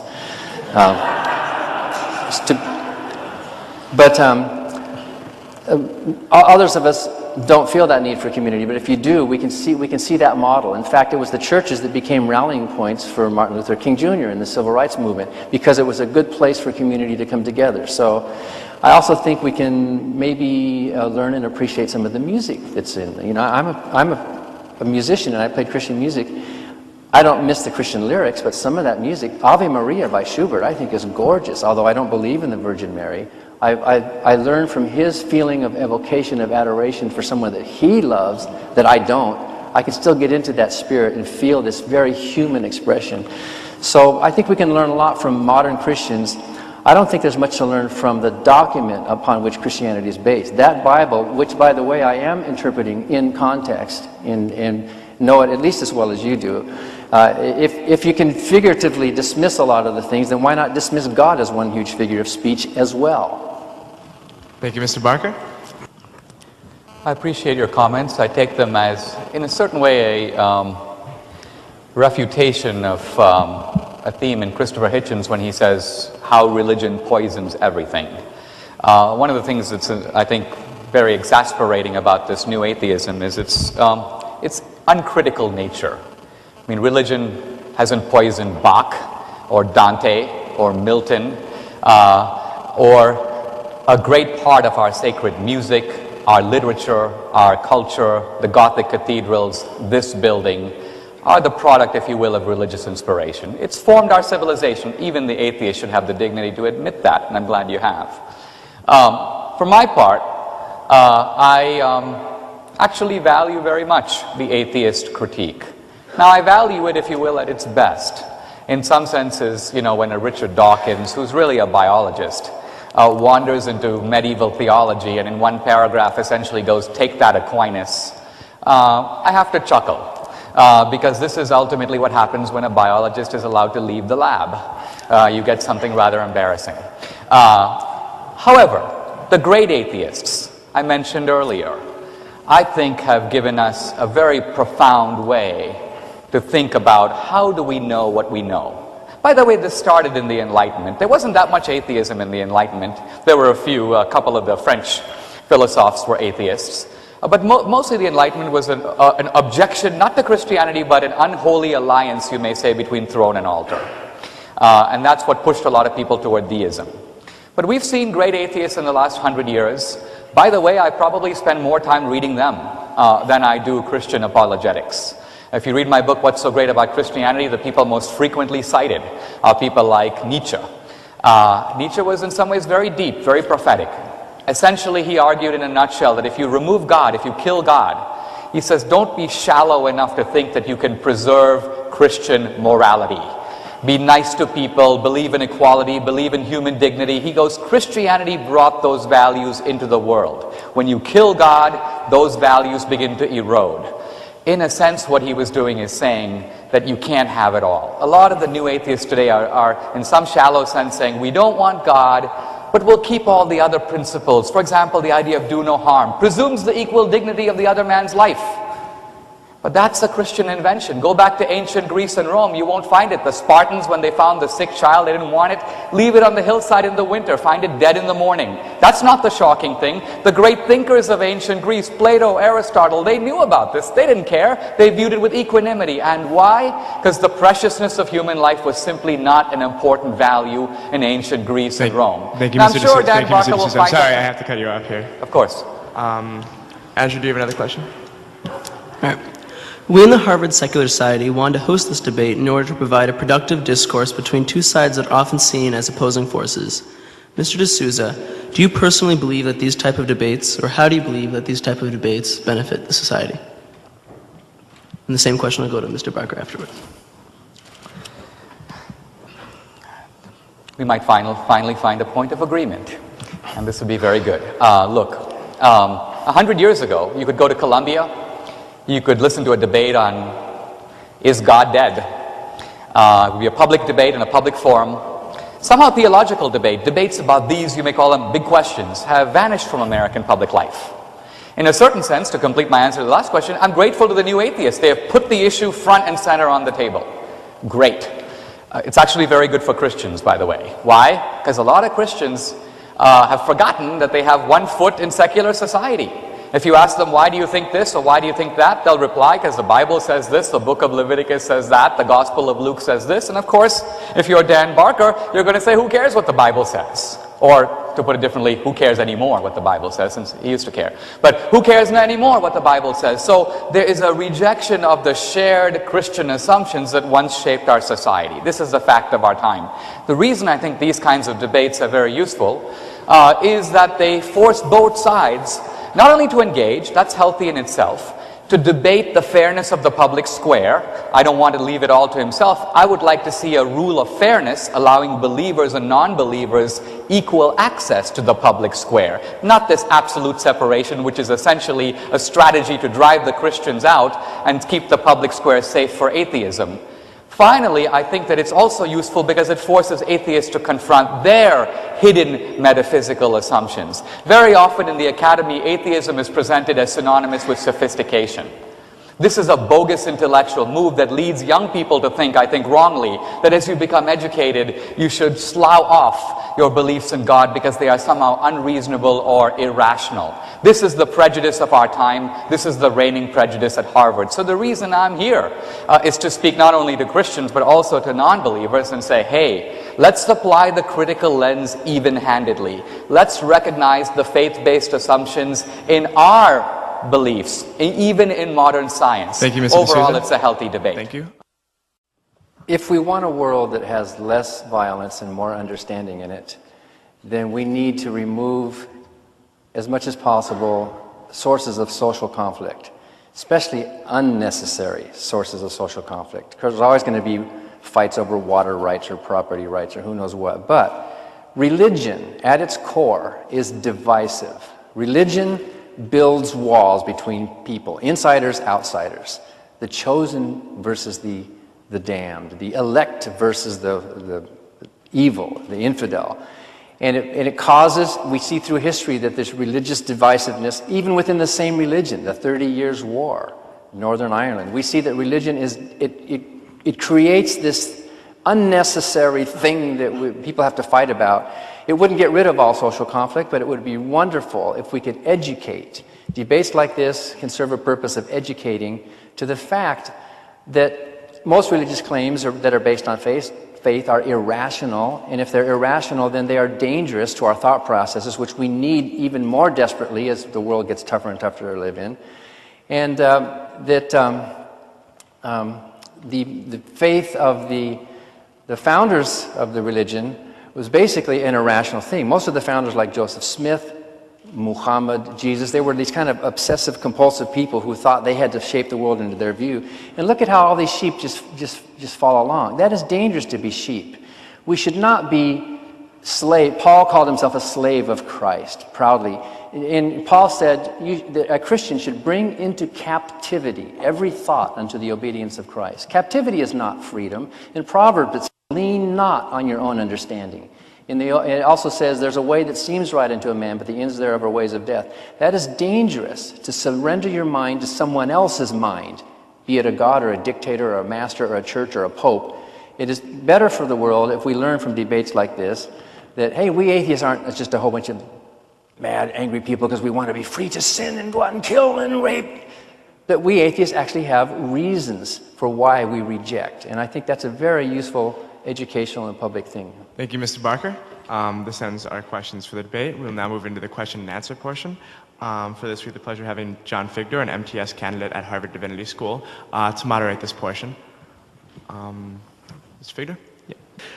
We'll begin with a question from our esteemed colleague Andrew Chen from the Harvard Radcliffe Christian Fellowship. While he will be able to ask a follow-up question, I will ask that the rest of you refrain from doing so in the interest of time. Thank you very much. Andrew? And there'll be 2 minutes for, 1 minute actually for each of these answers. Sorry. We each get to go. Yeah. Well, actually, well, it depends who he asks. Hi.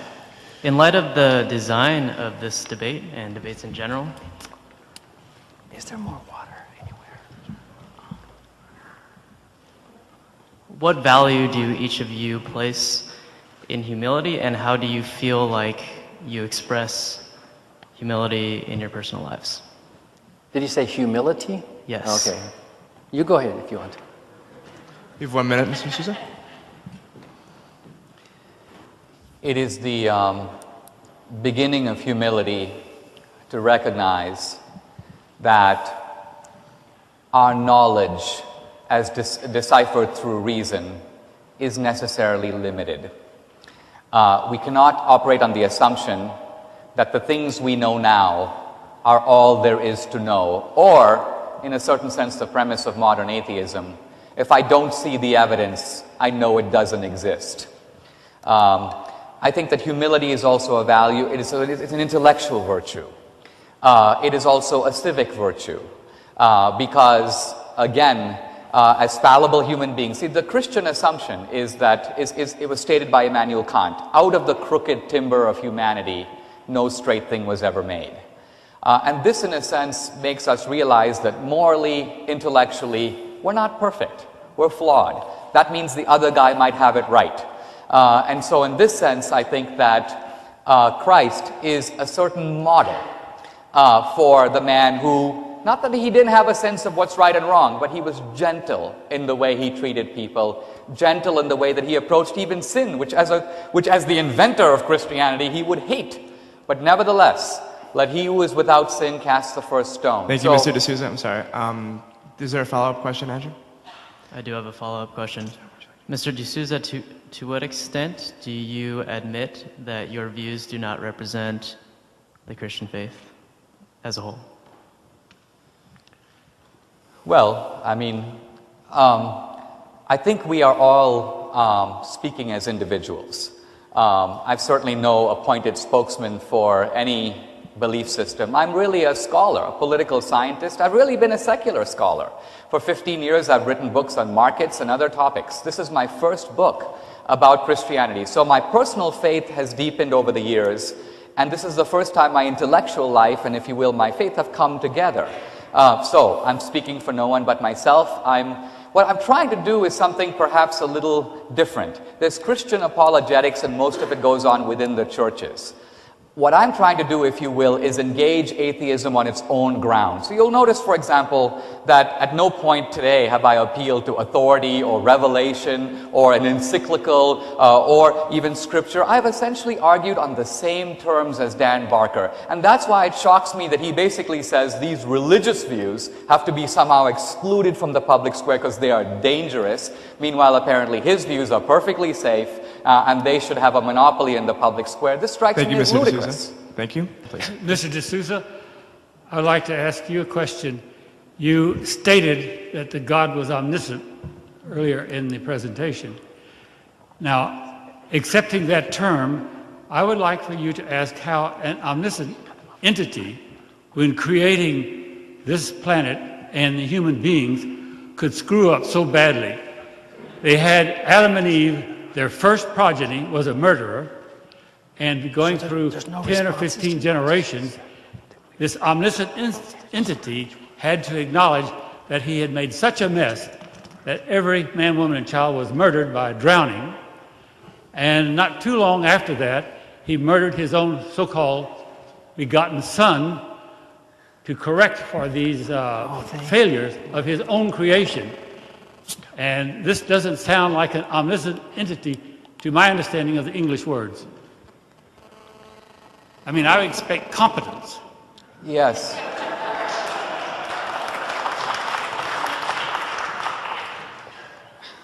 When I was at Dartmouth,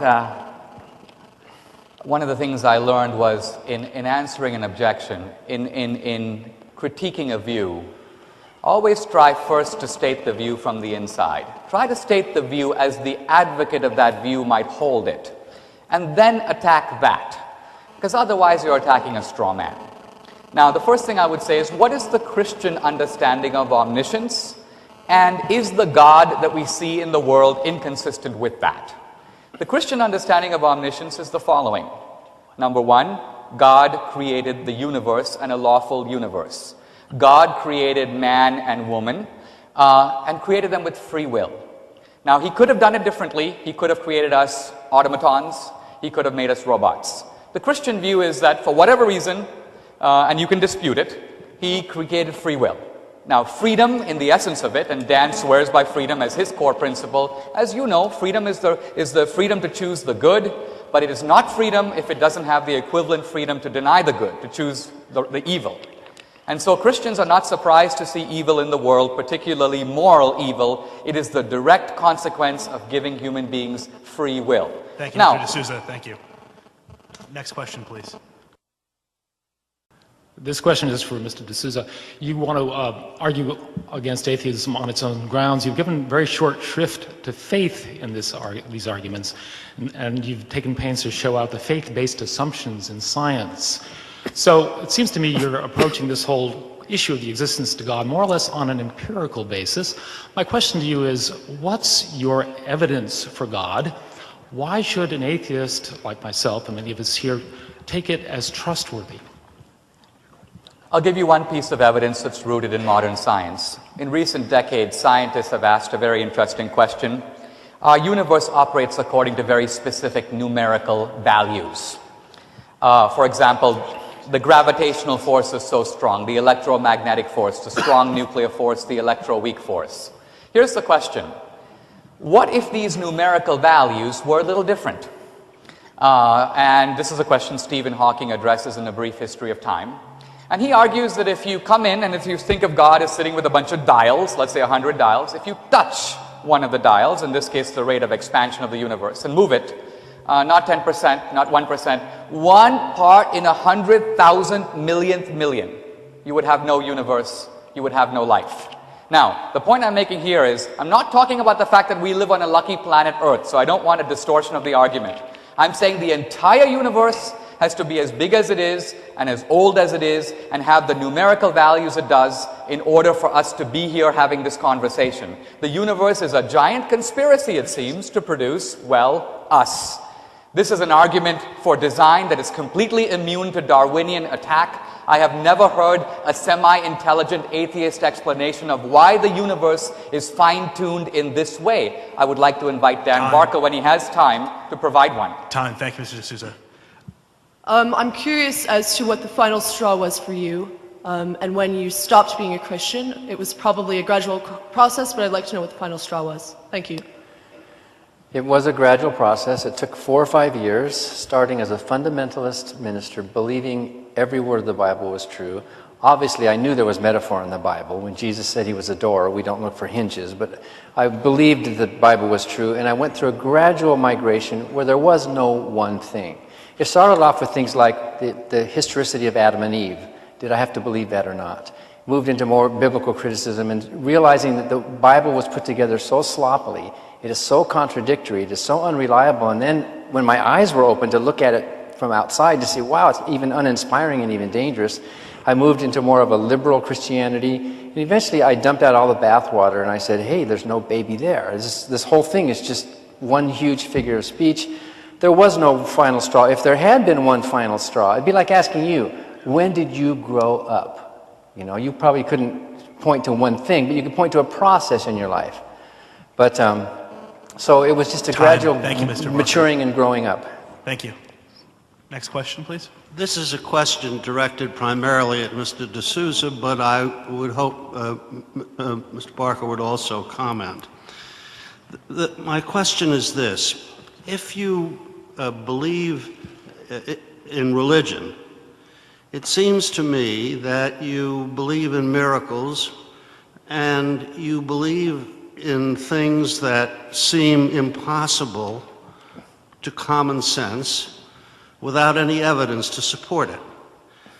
Don't you worry about the consequences of that kind of thinking? Many people who are anti-religious say, if you believe in religion, you believe in miracles, you believe in mystical things, you believe in things that defy common sense, and it softens the... Please keep your questions short, please. It softens the quality of your thought and leaves you open to all kinds of delusions and illusions that may be dangerous. Isn't that a problem with religious belief? And what does Mr. Barke think about that, too? No. It was Bertrand Russell who described common sense as, quote, the metaphysics of the savage. In fact, it is the whole history of science that shows that you can't go by common sense. Common sense denies that the Earth is traveling at several thousand miles an hour.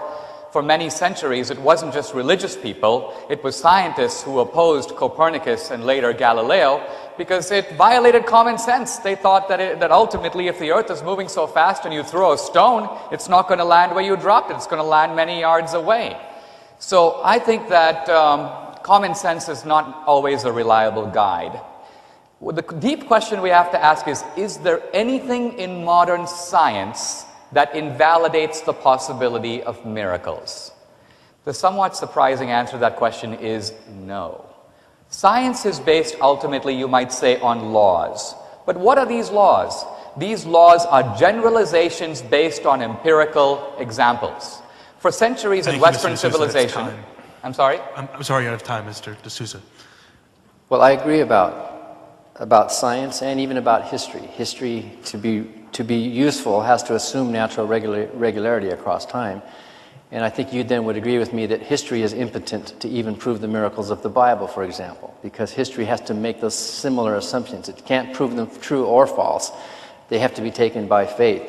That a snake and a donkey spoke human language, that a disembodied hand floated in the air and wrote on the wall, that food rained down from the sky, that a man walked on water unaided. These things that we know don't happen. In fact, if they did happen all the time, they wouldn't count as miracles of how powerful God is.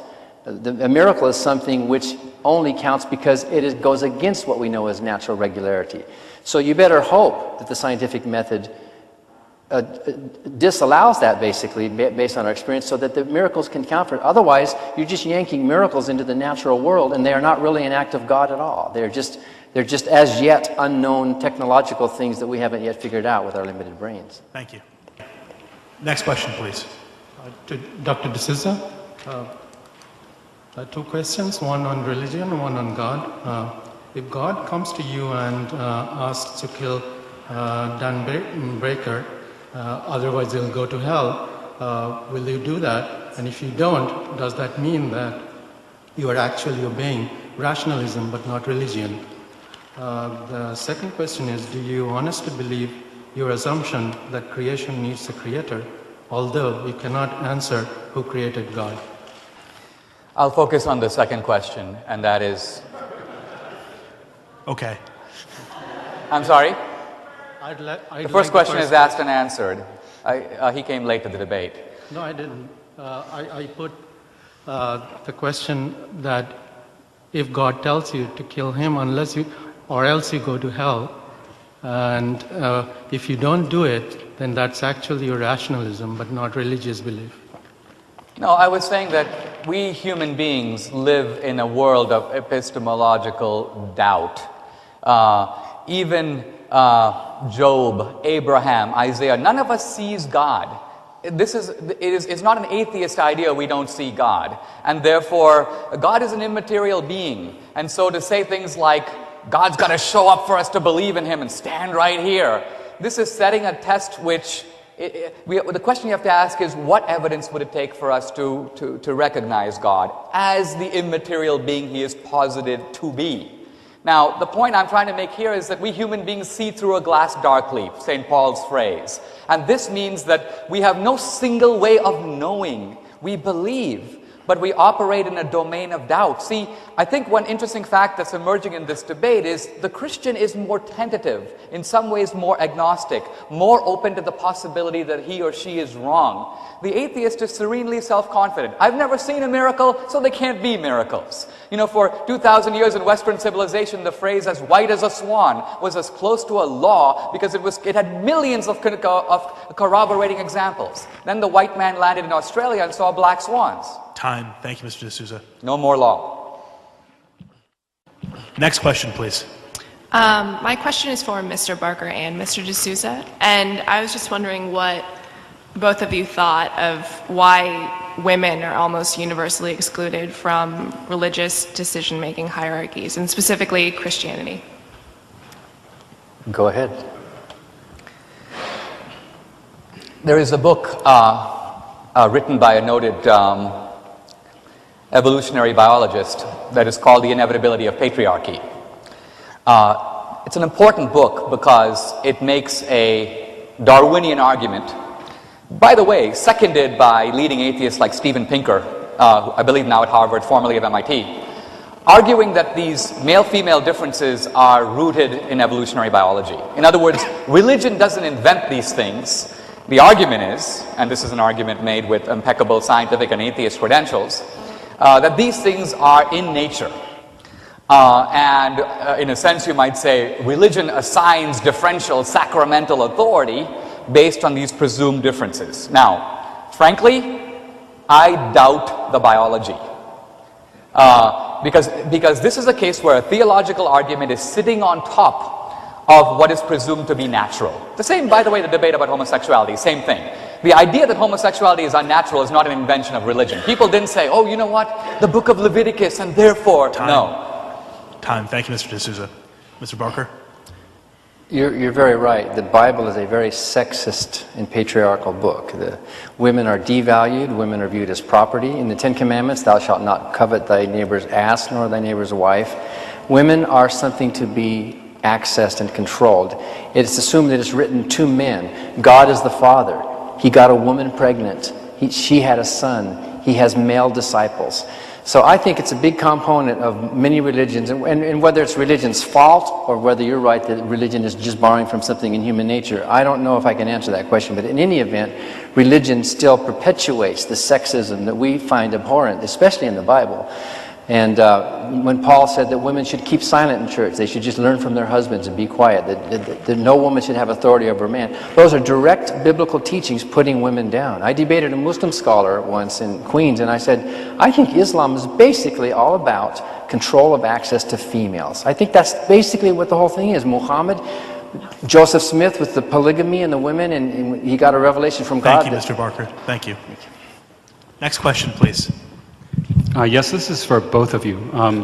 Pascal's wager, I'll phrase it slightly differently. Pascal's wager asks the unbeliever to be concerned about the consequences with respect to salvation of his lack of belief. So, Mr. Barker, what about that? And for Mr. D'Souza, if you're on the other hand wrong, what about the consequences, all the women who can't have abortions, all the gay people who haven't been able to have fulfilling lives, all the cases of AIDS because of lack of condom distribution? The consequences of your belief might be wrong, both of you. Was that two questions, or what was? Yeah, I think we'll just have. Can we just have the part of it addressed at you, in the interest of time? Pascal's wager is not only a bad argument, it's a non-argument. Pascal's wager is an argument from intimidation, basically. If you don't have the right choice, then you're going to burn forever, you're going to suffer. With this kind of reasoning, you should pick the religion with the worst hell in it, because that's the one that you have the most to lose from. Maybe Islam has the worst hell, and you Christians will die someday and be very surprised. I have a Dan Barker's wager that I can play the same game that you can. Suppose there is a God, but he's only going to reward those people who have enough courage not to believe in him. That's a possibility, isn't it? Isn't that a possibility? And then you believers are going to be very surprised someday, and so will we atheists. You can't. This wager is just an intimidation game. It's a worthless as an argument. Thank you. Thank you. Can I respond? I think the power of Pascal's wager is this. We live in a world where life comes to an end, and we don't know what comes after. There are some questions in which we don't know, and yet it would make a big difference to our lives if we did know. It's a little bit like this. If I'm dating a woman, and I can date her for 10 years, if I ask the question, in deciding whether to propose, what would life with her be like over the next 50 years? The truth is, I'll never know. I've got to make a decision based on what I do know. I've got to weigh the risks. I've got to weigh the odds. Now I could say, you know what, I'm going to be agnostic. I'm going to wait for the data to come in. If you're an agnostic, she's going to marry someone else. Or you'll both be dead. In other words, this is the kind of question, the kind of knowledge you're demanding is not forthcoming. This is the power of Pascal's wager. It exposes the fraud of the agnostic who pretends like he's waiting for data. Pascal says you have to wager. Thank you. Thank you, Mr. D'Souza. And it has consequences. Thank you. Mr. D'Souza, I recently read your book, and you were kind enough to respond to a couple of emails that I sent you. I really didn't feel like you answered my question, so I want to try it again. And I appreciate the fact that you brought up something just absolutely wrong, murder 6 million Jews. And I feel like I'm really quite sympathetic to faith, but certain things to me just seem to be so unethical that I have to reject them. Now, it seems that there's Jesus loves you Christianity, and you love Jesus or you go to hell Christianity. And I'm wondering, the 6 million Jews that were murdered by the Nazis and their supporters, hundreds of millions of Christians still are taught and believe that if those Jews died apparently not believing in Jesus, they would go to hell. Whether it's Anne Frank or the Polish doctor who went to Treblinka with the orphans. Please. Yes, the question is right here. So, do you believe in a Christ where there's any possibility at all that Jews murdered for being Jews could be sent to hell or denied access to heaven because they died as Jews, not as Christians? Any possibility? Well, I wouldn't answer as to possibilities, but I will say that I do not. I'm asking you if you believe there's any possibility. That's the question. Do you believe Is there any possibility that Jesus Christ would deny access to heaven or send people to hell because they were murdered by Nazis for being Jews and they died as Jews, not Christians, and they knew about Christianity and didn't believe it? Let me clarify. You're saying that you're trying to hold me to the proposition that all 6 million Jews, by virtue of being killed by Hitler, should be given automatic entree to heaven? No, just the ones that were good people, the ones that were good people but didn't believe in Jesus. Sorry, there shouldn't be any back and forth now. All right. You have 1 minute to answer the question. Look, I'll answer your question in general about non-believers. Is that satisfactory? No, that's not answering my question. Because Please answer the question. I'm sorry, he has 1 minute to speak. Okay, well, I think you're trying to appropriate, if you will, the moral horror of the Holocaust to try to score a theological point, whereas I'm addressing the question at its deep principled core, which is, as a Christian, what do I think is going to happen to non-Christians, right? Are they denied salvation? My answer is, as far as I know, no. But I don't know. Look, Christianity states a positive teaching, which is to say, Christ is the way to heaven. If you embrace Christ, this is where you're going. You will have salvation in some profound sense. I do want to note, by the way, that for many leading atheists, and I mentioned Christopher Hitchens here very clearly, he says, look, I don't want to go to heaven. He says it's like celestial North Korea. He says, I don't want to stand and hand out garlands. He says, I'd rather stay out of it. If there's a place like that, count me out. I think this is very important because in Christian theology, it's not that God is grabbing the atheist and flinging him into hell. The atheist, in a sense, the Bible says in a very profound verse, the salvation is the gift of God. Okay, now, many people think this means God gives us the gift of salvation. Wrong. Salvation is not the gift from God. Time. Salvation is the gift of God. God is the gift. Time. Thank you, Mr. D'Souza. You can say no to it. Next question, please. For Mr. Barker, you used to preach the Bible, and now you're saying that you've recanted from your former beliefs. You say that you're in pursuit of truth, but there's no moral lawgiver. Now that you've recanted of Christianity, how can we be sure of anything you say from that point forward? Well, I'm not asking you to believe me. I'm presenting arguments and evidences that you are welcome to run around in your own mind and decide for yourself. I'm not an authority. When I was a minister, I had some reverend before my name, some authoritative credentials that held some weight in certain denominations. But now I'm not an authority. Atheism is not a movement of followers. It's a movement of leaders. Every atheist, every humanist is a leader. So I have demonstrated to you that I have the humility and flexibility of mind to admit that I was wrong when I was wrong, and I do that again. I would be happy to do it again if you would persuade me. I'm open to that. And by the way, Dinesh mischaracterizes atheists when he says that we claim to know with certainty. That's not how I defined atheism at all. Atheism is an absence of a belief. You're attacking a straw man. So don't believe me. Look it up for yourself. Next question, please. Yes, this question is for Dan Barker. You talked about mentally sick, being mentally healthy. You use words like good, evil, harm. And I know a lot of people in this place take those words for granted, especially if they don't believe in God. My question is two parts. Where do you get good and evil from if you don't believe in God? What's the standard? And where does the conscience inside every human being that tells us that there's a standard we ought to reach to and we realize that we don't? Where's that from? Good and evil are just lowercase words that are labels for concept. And the way I define it, and I don't speak for all atheists or even all humanists, but the way I define it, you can be called a good person if it truly is your intention to act in ways that minimize harm.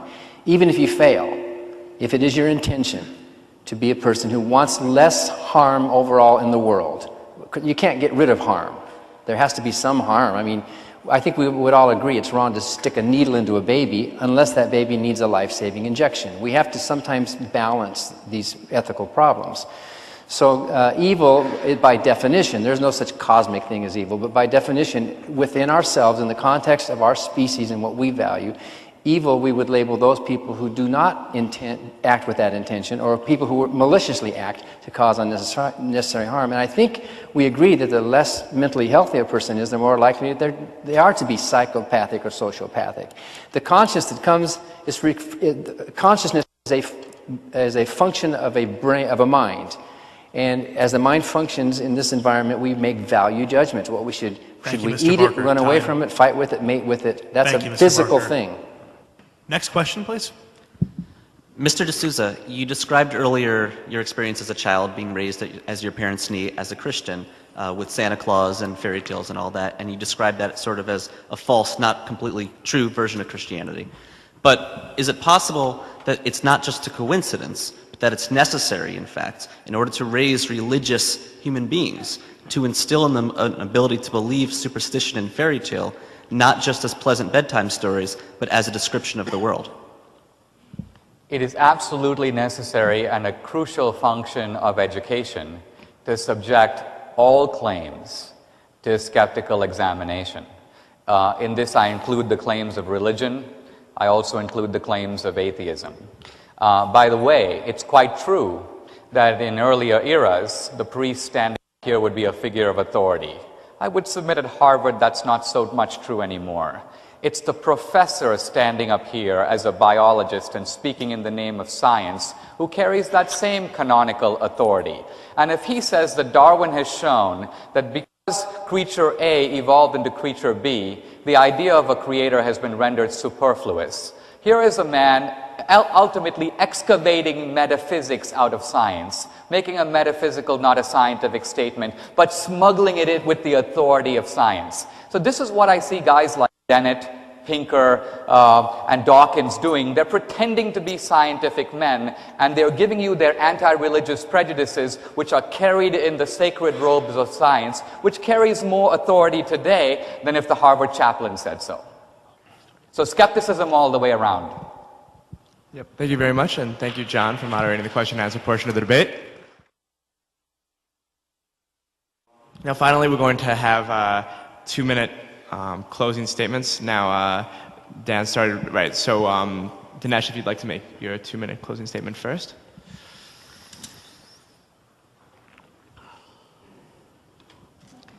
There are really two possibilities. Either we are Darwinian primates, and that is all we are, or we are primates who are, you might say, in some sense, primates with a soul. Primates who have access to some transcendent source of morality, and perhaps some transcendent source for our very existence. If we are Darwinian primates, I would submit this makes no sense of our everyday experience. For example, evolution would have programmed us to survive. It would not really have programmed us to understand the rotation of the planets. I don't imagine our antediluvian ancestors having to work that one out. We would have no reason to believe science is even true. We believe it's true because we believe our rationality is capable of apprehending the world. There's no Darwinian reason to think it is. Additionally, morality would make no sense. Dan Barker's core presupposition is we should try to avoid doing other people harm. Which other creature respects that law? There is none. Creatures routinely violate it. They kill each other. Look, if in the ape kingdom, if somebody walked into a house, grabbed a mate, subdued the other mate with blows, and dragged, if you will, the female of the species to his own camp to forcibly have sex with her, this is what we call the nature channel. We're not outraged about it. It's normal. That's nature. On the other hand, if Dan were to walk into my house, subdue me with blows, grab my wife, rape her, we would all be universally outraged. We would say that that is flat out wrong. By the way, not just wrong for him, wrong in general. Now, this morality is as real as any fact in the world. We are more sure about it than we are sure an external world exists. We are more sure of it than we are certain that we even lived yesterday, something it's harder to prove. This is a moral fact of the world. And I'm simply saying that, so you want proofs of God? There's one that is sitting within your head.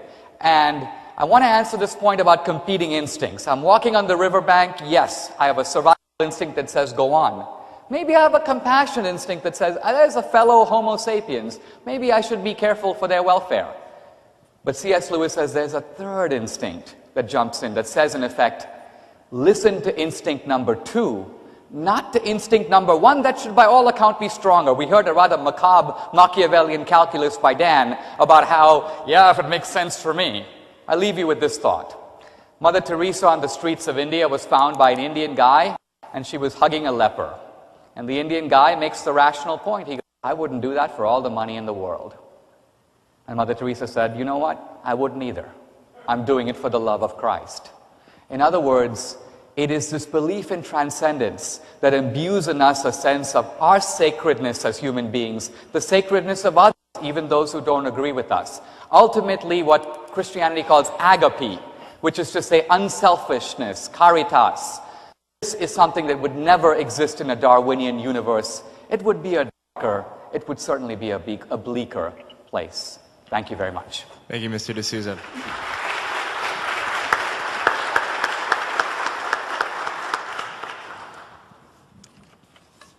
Thank you all. This is really enjoyable. When Jesus talked about rendering unto Caesar, you got it wrong. This is not a call to secularism. These were two competing dictators. Caesar and God were both dictators. The people were not involved in a secular society.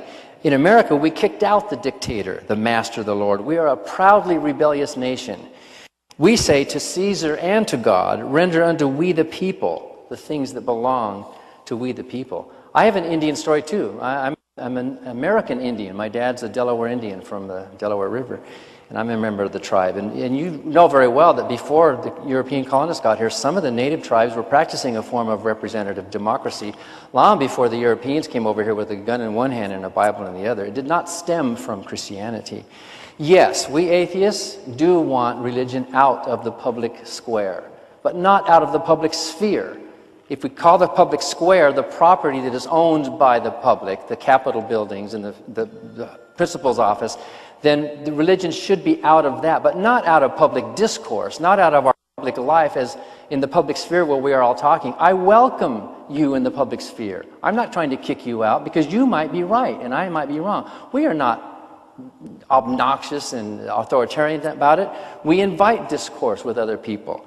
The universe, by the way, is not a thing. You're equivocating again. The universe, by definition, is all there is, or we could call it the cosmos. A thing is something in space-time. The universe cannot be called a thing. You're making a mistake of jumping up a logical sphere. When atheists and agnostics do good works, it's not for the love of Christ. That cheapens morality, to do it for the love of Christ. Goodness. We think we should be good for goodness sake.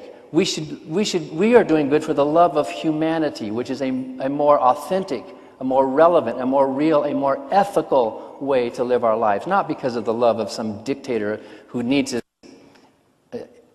fragile vanity shored up with our praise to tell him how great he is. He's an inept parent if that's how he needs to get through his life. We do it. We think we should be good for goodness sake. Thank you all for coming. This was very enjoyable. Thank you both very much for coming. Really enjoyed it. Thank you guys.